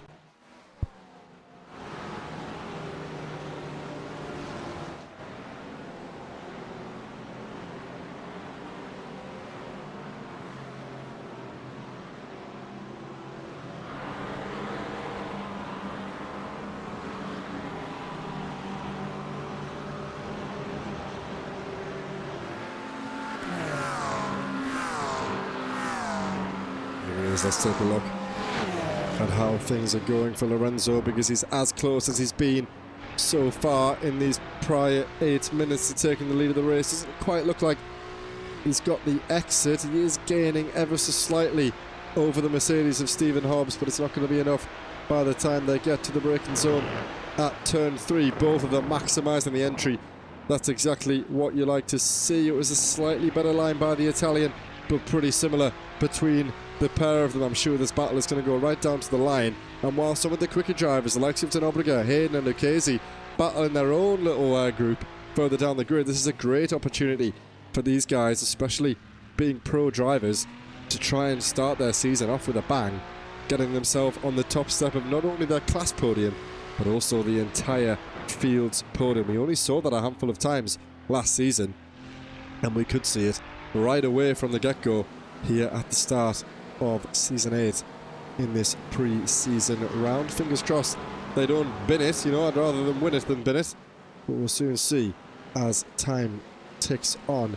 I did want to try and catch up with Marcel Henschel, who's had a lightning start at the start of this race. He's gained 16 places, and I would imagine the majority of those came from when we saw that issue going through the exit of turn 4. I would guess he probably picked up 5 or 6 of them there, but still, to gain 10 places outside of that is still an incredible effort by the number 31. That Acura looking great, that lime green and the shade of grey and black toward the rear end of that car. Lovely to see, another very professional looking livery.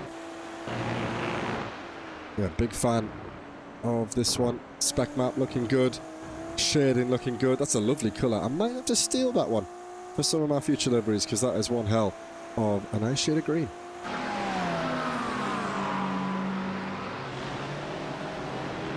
So yeah, thinking more on the sort of importance of these pre-season rounds, of course. It's an opportunity for the drivers to sort of, not to say that they should be making mistakes. Ooh, 3 wide there, nearly, and yep, oh dear me.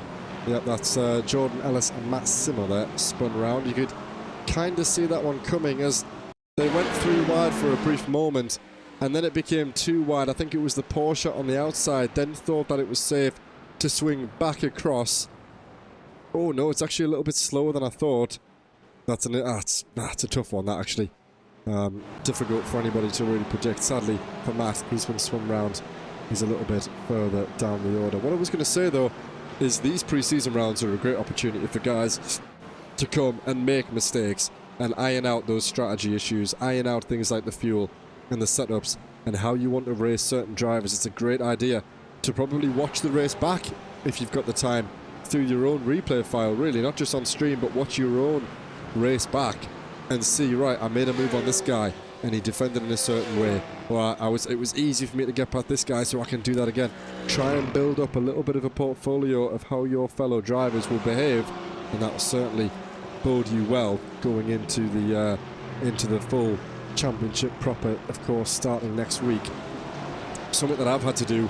It's been a little while since I found myself in a league race. I took a break to, of course, do the broadcasting last season in GT3, and then it was sort of an off-season for me in Season 6, where I only attended a small handful of the races. So really, it's been a good 6 months since I've had a proper league racing campaign. Back out on track around the Sachsenring this time last week on Sunday night in the Evolution Sim Racing European GT Championship.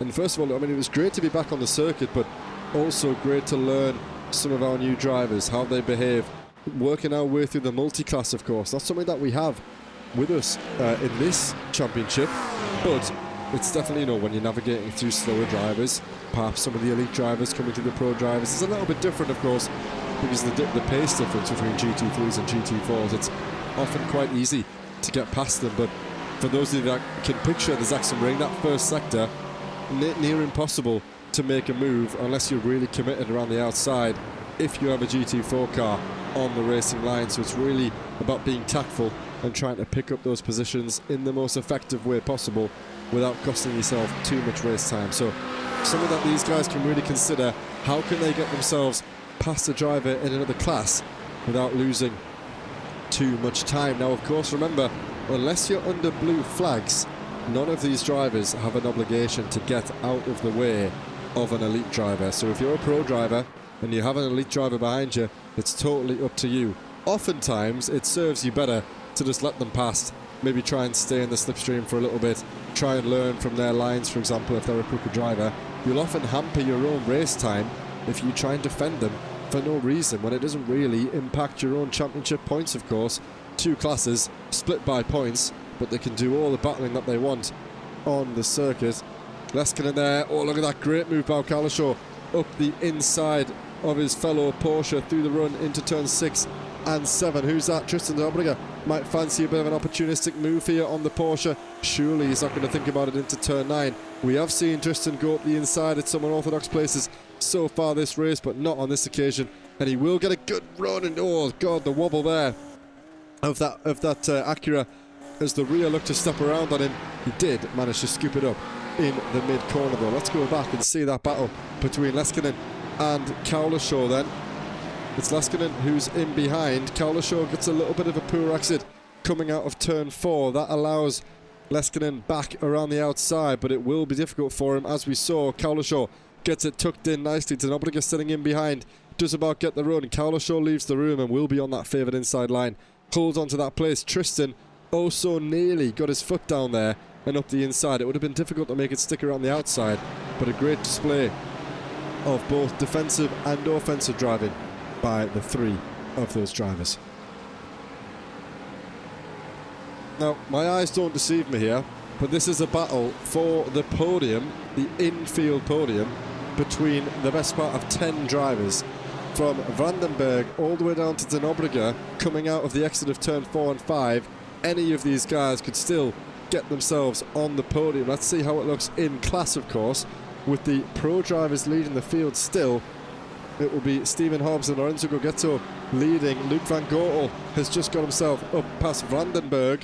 And then we've got Horvath Sanity, who's in behind in that Acura, looking to get by. A little bit slow there by the McLaren on the inside, allowing the Porsche through the 1-2-6. But this train is really going to continue. We're only at half race distance, and look at that. The battle's in behind here. Lucchese is involved, and Obriger is involved. Up the inside of Cowlishaw, he's got 2 moves done in a matter of corners here. Has the RDSA driver. Cowlishaw is going to try and fend it around the outside. A little bit of an oversteer wobble there by the pink team driver in behind. I think Den Obriger has got that move done. Yes, he has. That's him up into the top 5. Now Tristan might be able to get a move on and try and catch up with these leaders. Cowlishaw is going to have something else to say about it. Please don't make contact. He hasn't. Great attempt there on the outside by Paul.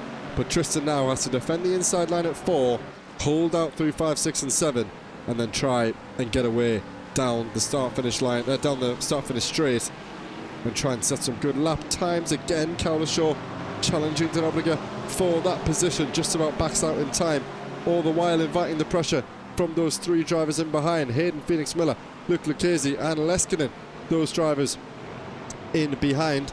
Even Tjecht van den Plug is involved in this one, and they're going side by side. Luke Lucchese and Leskinen, the elite versus the pro. What was I just saying 5 minutes ago? You don't have to be in the same class to be worthy of a battle. Luke Lucchese got that one done nice and cleanly, and that is him up to P11 overall and P8 in class.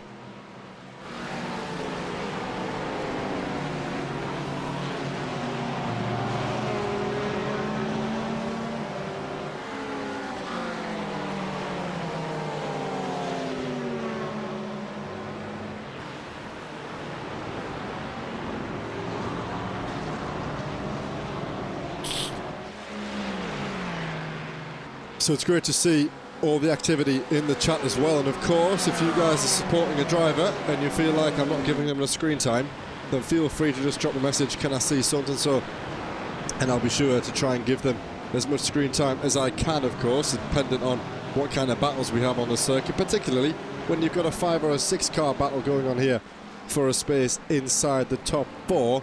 At the front, Lorenzo getting right close in behind the leader here. We could see a change of position coming the way of Gorgetto in just a moment. Vandenberg looks like he's made a mistake and he could be dropping down the order. Yes, he is. He's plummeting down the timing sheets, and that's such a shame for him at the moment.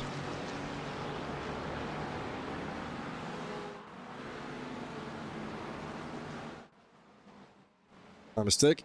Different cameras here, which I was trying to experiment with before. Haven't really had the chance. And we'll see now all the race leaders coming through the fast flowing turn 9. Here they are. This is that pack. Look at how exciting that is for these drivers flying through. There comes one of the Porsches. Here comes the BMW and then a further Porsche. And, well, yeah, it's so impressive to see these different cars coming through this section of the racing circuit. You can see lines very similar, speeds very similar, but in the car, I'm sure it'll feel a lot more ropey than it does there. The Porsche very close in behind there as they followed each other sequentially through that corner. And there's 2 teammates making their way through as we catch the leaders already making their way through into turn 3.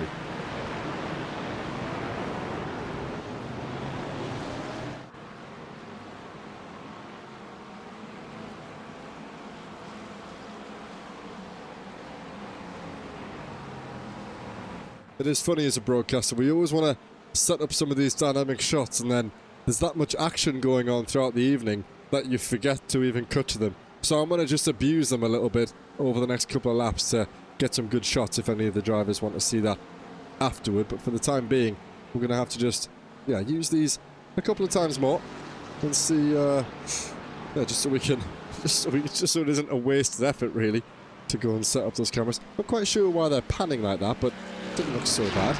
But I didn't set them up that way.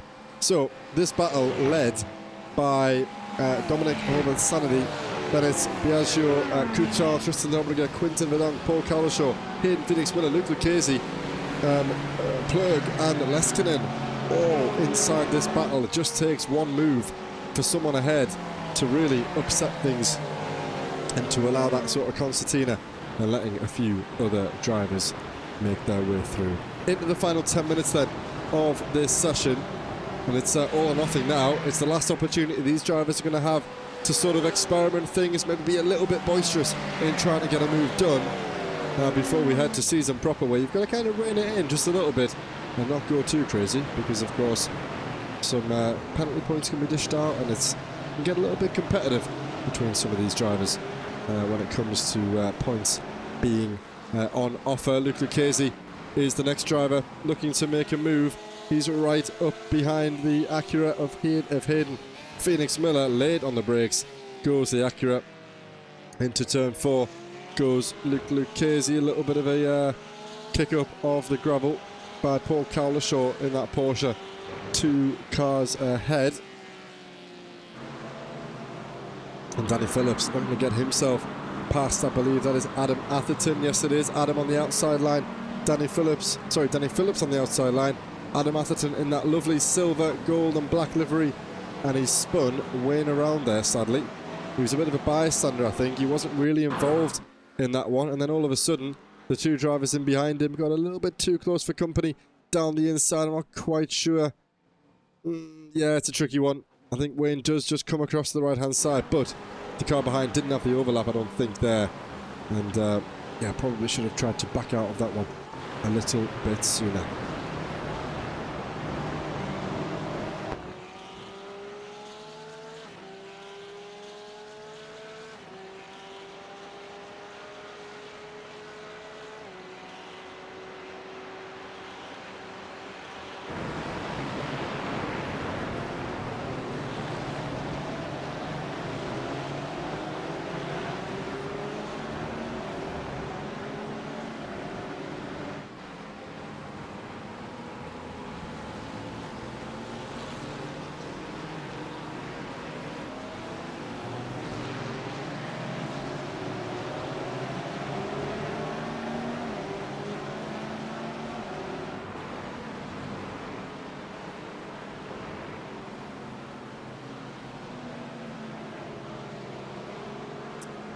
Okay then, so just 7.5 minutes left to go. Things still kicking off at the front of the elite class. Not too much to report, sadly, in that pro division. Stephen still leads that race. The 2 pro drivers still leading the field. It's a 1-2 for Hobbs and Gogetto, and then it's Luc van Gortel and Dominic Horvik Sanity, the top 2 in both of our classes.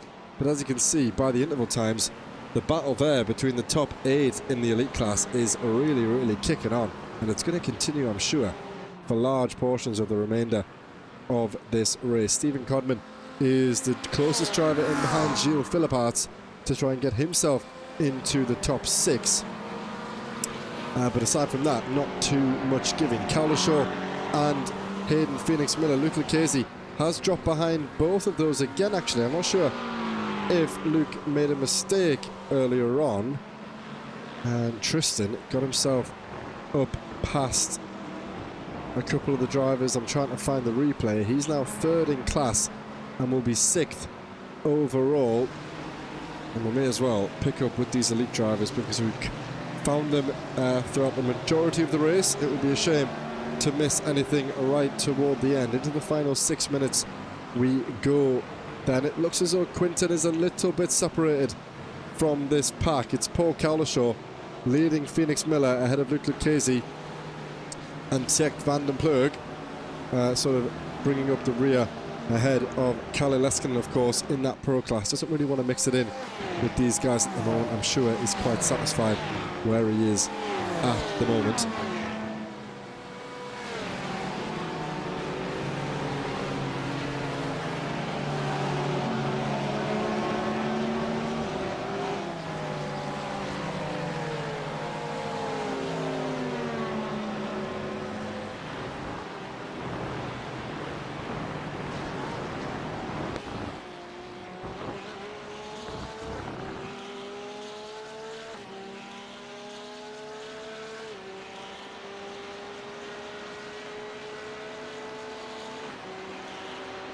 What will be quite an interesting thing actually is to understand how many of these drivers are coming into this championship with some new equipment. You know, it's always a good opportunity in the off-season to install that new brake pedal or install that new wheelbase, get those new monitors up and running. Sometimes you feel like doing that in the middle of a championship, especially a weekly championship, doesn't really give you all that time to sort of get used to how it looks and how it feels and how it drives, whereas during the off-season it really is a good opportunity to make those changes, try and come back to the championship in a much better state.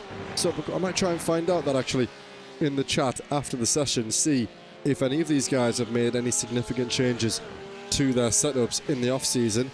And of course we might see some drivers growing into that as the season goes on. It could be the first competitive league race that they've had with that new equipment, and it might take them just a few races to really get themselves up to speed. And you know, aside from hardware, it could also be software that could have changed. Some of these guys could be experimenting with some different features that they've got on screen, some new data, of course.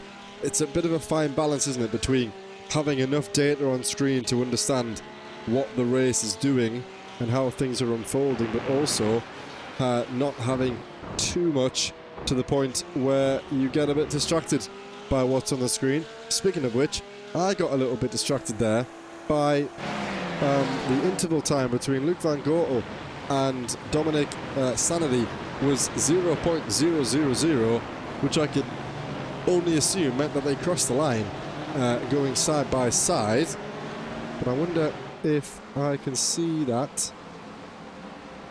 Yeah, I think this will be it. I wonder, maybe, did they cross the line at the same time? Or is that... I think they have they? No, not quite. I think it must just be the point where the timing's update, but they did go side by side into turn one. Luke on the inside, Dominic on the outside. Luke sweeps through and gets that position held on to nicely.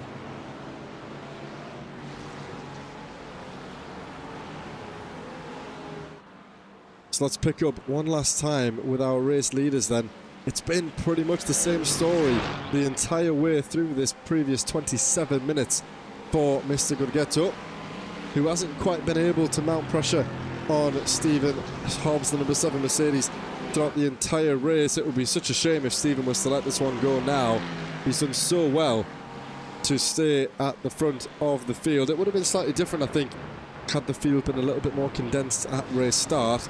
But, you know, he's had the longevity over the last 27 minutes to maintain that race lead. And good news for both of these drivers is that they've done that with some of the elite drivers in behind them being unable to catch up. Speaking of the elite drivers, here is Tjecht van der Ploeg in behind Luc Lucchesi and Hayden Phoenix Miller, nearly going side by side into this corner. Luc Lucchesi just has his nose ahead on the inside line going into turn 3. A little bit of a wobble on the curb there by the Acura, ducks back inside the slipstream. I'm sure Hayden will be thinking about making a move here. Lucchesi rightly defending that inside line.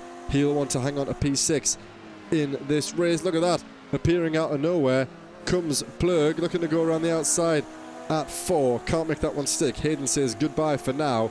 It was a great effort by the Corvette though to try and make that one stick in the process. While he was looking forward to Lucchesi, maybe he forgot to look behind him as the Corvette attempted to make that move around the outside. It was always going to be difficult to make that one stick.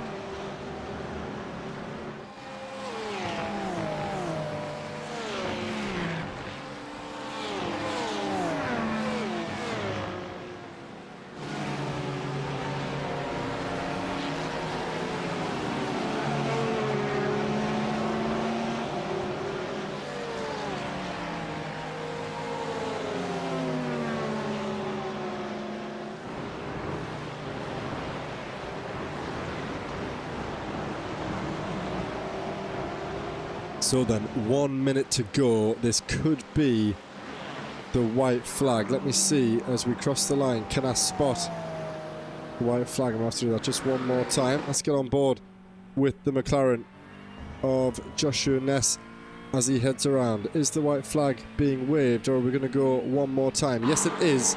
This will be the final lap of the race, and it's the final opportunity for Lorenzo to make a move. The Mercedes driver ahead will be looking in his mirrors, fingers crossed and toes crossed that he doesn't make a mistake. He's only got 3 or 4 more braking zones to go before he can call himself a race winner on debut. And not only that, a race winner in class and a race winner over the entire field, doing exactly what this reverse 15 is there to do, giving some of those drivers an opportunity to defend from the start, and that's exactly what Stephen has done. 2 more corners to go then. Lorenzo, it's all or nothing for him. He's put up a great fight throughout the entire half an hour here. The Mercedes will round the final corner. He gets his power down. It's not going to be enough for the Ferrari. By the time they cross the line, Stephen Hobbs will win, not only in class, but in the entire field. Congratulations to the 2 debutants there. Lorenzo Gorgetto, who comes across the line in P2. Luke Van Goortel will win in the elite class in P3 overall, ahead of Dominic Horvath, Sanity. Tristan Darbriga will round out the top 5 overall and the top 3 in class. And Coutrellet will join his teammate, 2 Italians, 2 Ferraris for Virtual Racing Team on the Pro Class podium. Battle here between Lawrence van der Water and Joshua Ness as they head around the final corner. A slight wobble, that won't do him any favours. He's going to come over to defend against the Corvette, and it's a very, very tight margin, 0.3 of a second between those 2 drivers as they cross the line. Here comes Jordan Ellis, the final of our 36 drivers to cross the line, with quite a few people who haven't been able to convert who haven't been able to cross the line, should I say, during this session. Well, what an opener that was, and it looks as though we're getting a little bit of a parade lap here by our race winner, Mr. Stephen J. Hobbs, the number 7 Mercedes driver. It's exactly what he would have wanted on his race debut for the Fusion Racing Team. A debut for the team, a debut for the driver. Let's see if he can make a repeat of that one this time next week when we get underway for round 1 of season proper. We'll give him his plaudits. We'll ride on board until the end of this parade lap, and then we'll bring you the feature race results for this final race.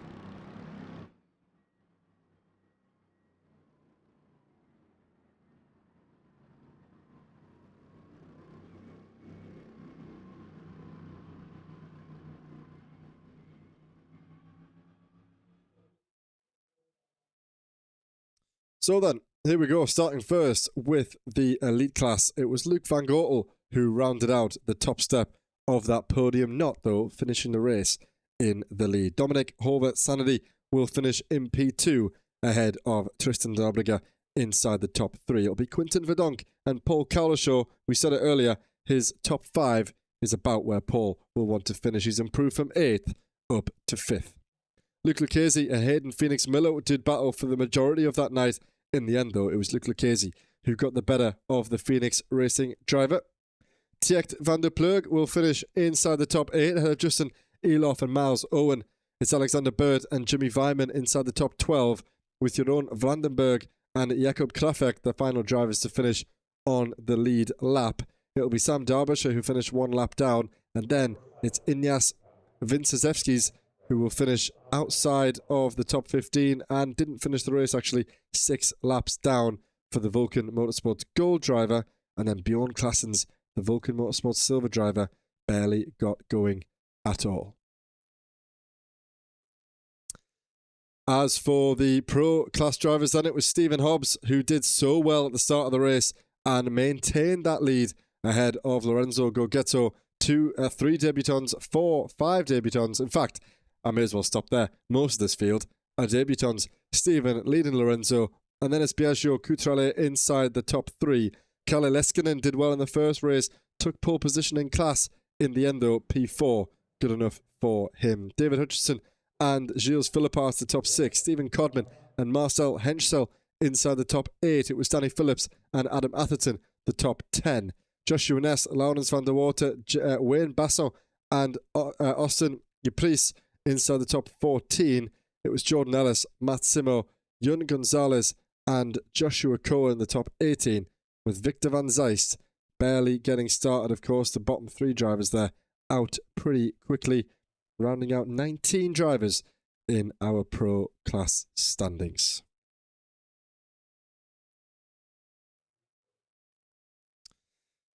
So then, that is all of the racing action that we have for you tonight, and we'll now jump over and try and speak to a few of our championship drivers to get a little bit of a sense about how they felt coming in to this championship. So let me do the necessaries and we'll get underway with some interviews very, very shortly.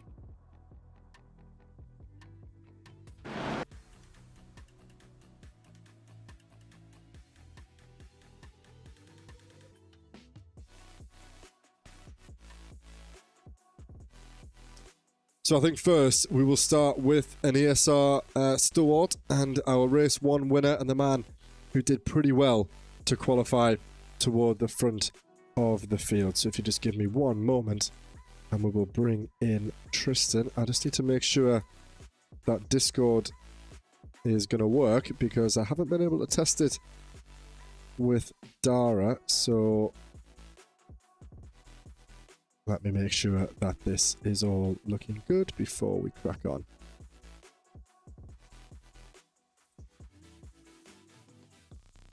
Okie dokie then, so we'll drop and bring in Mr. Tristan Denobriga into the booth for the first time this season. Tristan, mate, good to speak to you. Are you with us? Yeah, I'm here. What's up? Good stuff, Tristan. Well, first of all, welcome to the booth. Good to speak to you again. And yeah, pretty hectic night, I think it's safe to say. The battles inside the top 6 or 7 drivers in the elite class maybe a little bit more competitive than what you might have thought. Talk us through qualifying. It was looking pretty good to begin with, and then right at the last gasp, Luke came along and sort of took away the glory, but I can't imagine it's too bad for an RDSA 1-2 to start off the season. Yeah, not bad at all. To be honest with you, I haven't sat in the rig and done any laps in the GT3 car since the last round. So it was nice to jump in tonight literally 10 minutes before qualifying and do a couple of laps, and yeah, obviously managed to get some pace, and yeah, it was a nice start. Would it be nice, you can maybe chat to the admin team, maybe we can make this round 1 officially, because actually next week I'm not here, I'm traveling on the road. So yeah, if this could be round 1, that would be great. Very good, very good. So yeah, it looked, like I said, it was pretty competitive up there with quite a few new names, actually. More new names than I thought. When you look at the full championship, it doesn't look too bad, but with only half the grid here tonight, it was predominantly new drivers. So what was that like, coming up against people that you're maybe less familiar with, of course, not knowing how they're going to behave or how they're going to drive? Did you feel like it was okay? I mean, like I said, in the end, you did very well in the first race. A little bit more difficult from that reverse grid position, of course, in race 2, but considering you hadn't done any practice, it must have been a pretty successful night for you overall. Yeah, so we got obviously P1 in race 1 and P3 in race 2. That's why I'll take that any day of the week. And yeah, Luke and I from the get-go, I mean, we've been around since season 2. We absolutely love the new faces coming in. We love that it's a popular series. We love that there's more competitive guys coming in. Because yeah, we want to obviously test ourselves against the best, and we want to race against the best. And if guys can come in and beat us, that's great. So yeah, it's good to see some new names in here again. Pity that some of the fast guys from last season aren't rejoining us again. But yeah, it looks like there's a few wild cannons who need to just figure out some things, which is normally the case because ESR does run a different set of rules to the officials and generally other leagues as well. But yeah, I'm excited for the competition. It looked really close in qualifying, which is great. And I think, yeah, unfortunately, I'm missing round 1, but I think the guys are going to have an absolute blast at Watkins. And yeah, I hope they keep it clean and there's good racing. So a quick word on the car, of course. You were in the Acura last season for, I think, the first time. So you're pretty confident that you want to stick with that this season, or was tonight maybe a chance for you to get a feeling of it? Maybe you'll make up your mind. But one of the seeing more and more drivers moving over to the Acura, you've obviously got a little bit of familiarity with it from last season. Yeah, so I've been jumping around quite a bit. the last season, obviously, I did the Acura, you're correct, and then the season before that, I was in the McLaren, and the season before that, Porsche. So it would be nice to maybe stay in the same car for another season. I honestly haven't done any testing. I haven't looked at what cars are quick and what's not. I literally had 10 minutes, so I just jumped into the car what I knew. We'll see. I don't know. Maybe it's a positive that I'm missing round one, because now I can use that to gauge which cars are quick. Oh, yeah. But yeah, I don't really mind. I think the Porsche, the Acura, and the Mustang are probably the 3 cars that guys need to be looking at. And we'll see. We'll go from there. Yeah, well, actually, you say that only one Ford on the circuit tonight, so dominated by the usual suspects, of course. A lot of McLarens, a lot of Porsches, quite a few Acuras, but yeah, not too many of the others. So it'll be interesting if some guys change up, of course. Only half the grid tonight, so you never know. Could have 20 Mustangs turning up next week. Unlikely, but always possible. But yeah, good stuff, mate. Well, thanks for joining me. I'm going to go and chat to a few of the drivers. Enjoy your travels next week, and we'll see you back for the second round. Thank you, Joe. It's always a pleasure. Great chatting to you, and good to catch up. And yeah, likewise. We'll catch up soon. Likewise, Tristan. Good to speak to you, bud. See you soon. Cool. Thanks. Ciao. All right, then. Always good to speak to Mr. Denoblik there. And we will bring in a new driver into the booth. We've gone from one sort of veteran into a debutant. So, Stephen, are you with us, mate? Yes, I am. Can you hear me? I can, mate. Well, first of all, big congratulations. That was, maybe more than what you would have hoped for coming into a brand new championship. Of course, you had the benefit of starting on that reverse grid pole position, but hell, you made the most of it, didn't you? Yeah, I enjoyed that. I can't remember what happened in race 1. I thought I finished P16, but it appears obviously I've finished P15, which, yes, give me the reverse pole. Yeah, well, it's funny you say that, actually, because I was convinced that it was Lorenzo, the driver behind you, of course, who was on pole. And then we did the summary, and you were there. But like I said, you got a good launch, something that might need to be looked at next week. But all the while, you held on to it for half an hour, so you definitely had the pace to compete. And I was saying, normally, it's rare that we see the pro drivers sort of holding on. They might start at the front, but after a few laps, the elites start coming through. But you and Lorenzo were going toe-to-toe for the entire race. I don't think he ever really mounted too much of a challenge. But did you expect to have that kind of pace coming into tonight, or is this a bit of a surprise for you? No, in practice, I'd had that pace in practice, so I was comfortable with the pace. I think Lorenzo was kind. He didn't try and send it. He was looking for it towards the end of the race, but he worked with me, and I think we managed to gap the cars behind us, which helped. Yeah, very good. Very good. So you're happy with them with the Mercedes? One of few, actually. I think there's only... we're missing half the grid, which is normal in pre-season, but only maybe 3 or 4 other Mercedes. So not the most favoured machine, of course. One of the older GT3 cars now in the roster. But is that something that you've got a good relationship with, or is it something that you're just trialling maybe in pre-season, or... How comfortable do you think you'll be with that car going into the championship? Well, it's the car that we're going to use for the championship. It's obviously not the car of choice of GT3s, but as a team, we discussed which car we'd go for, and we decided we'd go for the car that we liked the most, which is the Mercedes, regardless of whether it was on pace with some of the others. But it drove well tonight, so... Good stuff, mate. So tell me a little bit about the team. Obviously, a debut for Fusion Racing, a debut for yourself. What's the setup that you've got going on, and do you have any expectations for the rest of the season? No expectations, really. I think I was coming into it hoping to, if I could be the fastest Mercedes, or somebody in our team can be the fastest Mercedes through the championship. But we've sort of blown that out of the water tonight by finishing P1. Setup, we've got a good little setup. It's not loads of us, but there's quite a few drivers in our team. Not all racing here tonight, but yeah, good fun, good friends, and we enjoy the racing. Good stuff, Stephen. Well, thank you so much for joining me. Always welcome back, especially if you can get yourself back on the top step. We look forward to that. Around Watkins Glen next week. Is that a circuit that you're familiar with, Watkins Glen, or something that maybe might not be quite as good a result as you've had tonight? I'm familiar with Watkins Glen, but not really in GT3s. Not really a GT3 driver, to be honest. Mainly P Cup. So, wow. Very good. Well, good So stuff, let's mate. hope we can keep it up. Cheers, Joe. Thank you. No, yeah, good stuff, mate. Welcome back anytime, and good to speak to you. Good luck for the rest of the season, mate. Cheers, mate. Bye. All right, then. Always good to speak to a new driver. Seems like a canny lad, and a new team as well that have been brought in. And I must say, an interesting thing about the Mercedes, my lot, all the GlassTech guys, most of them in Split B, they're going with the Mercedes as well. I was a little bit sort of not confused. I understand why you would pick that car, but you know, it's definitely not the favoured machine. Definitely doesn't have some of the advantages, but definitely a sort of a nice, comfortable, stable car. You know, quite gradual to drive. Don't really need to sort of rag it in to get some pace out of it. It is quite a good machine, so it's nice to see it on the top step of the podium. Who else can we bring in? Let's bring in Mr. Leskinen into the booth. Good evening, mate. How's it going? And first of all, welcome into the booth. Welcome to ESR. And Thank you. Yeah, pretty good qualifying performance from you. Pretty good race 1. And then you were there or thereabouts in race 2, mixing it in with the elite drivers. Is that the kind of pace that you expected to show? Yeah, I was training really hard to stay below the 130 in the Porsche. It's a really hard track on the Porsche. And to stay with the cars with my setup, it's almost impossible to pass on the straight, so they will have to make a mistake on a corner or something to let me pass.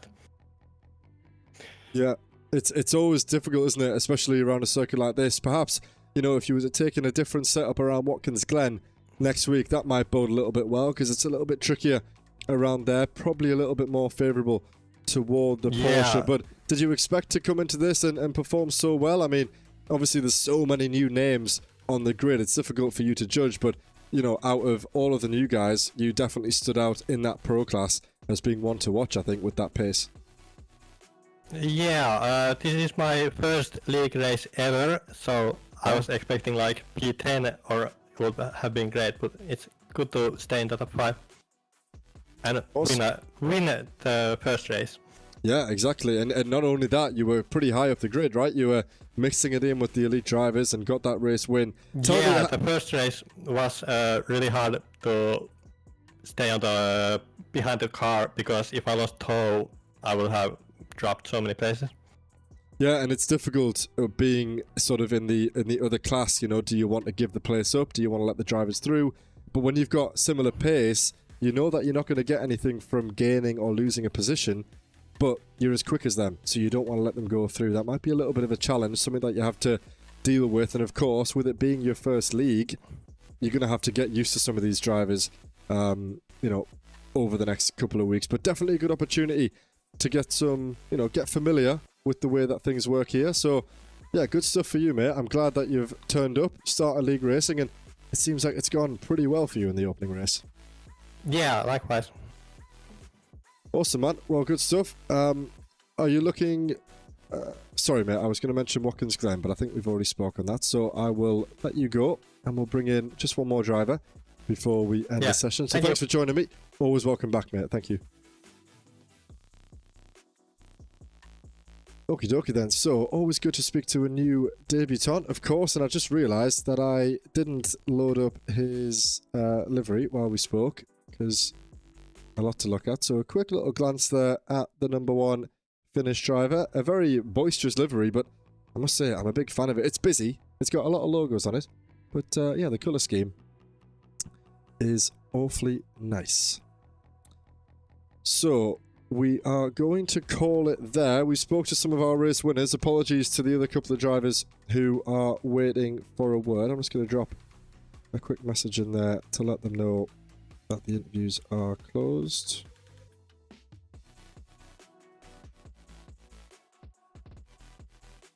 Then we're going to go ahead and conclude this session. We've got a couple of formalities to cover before we end, of course, and then yeah, we'll be wrapping up, and we'll be looking ahead to next week when we start our championship proper. That's all of the opportunity for mistakes said and done. They're out the window. It's go time now when we arrive at Watkins Glen this time next week.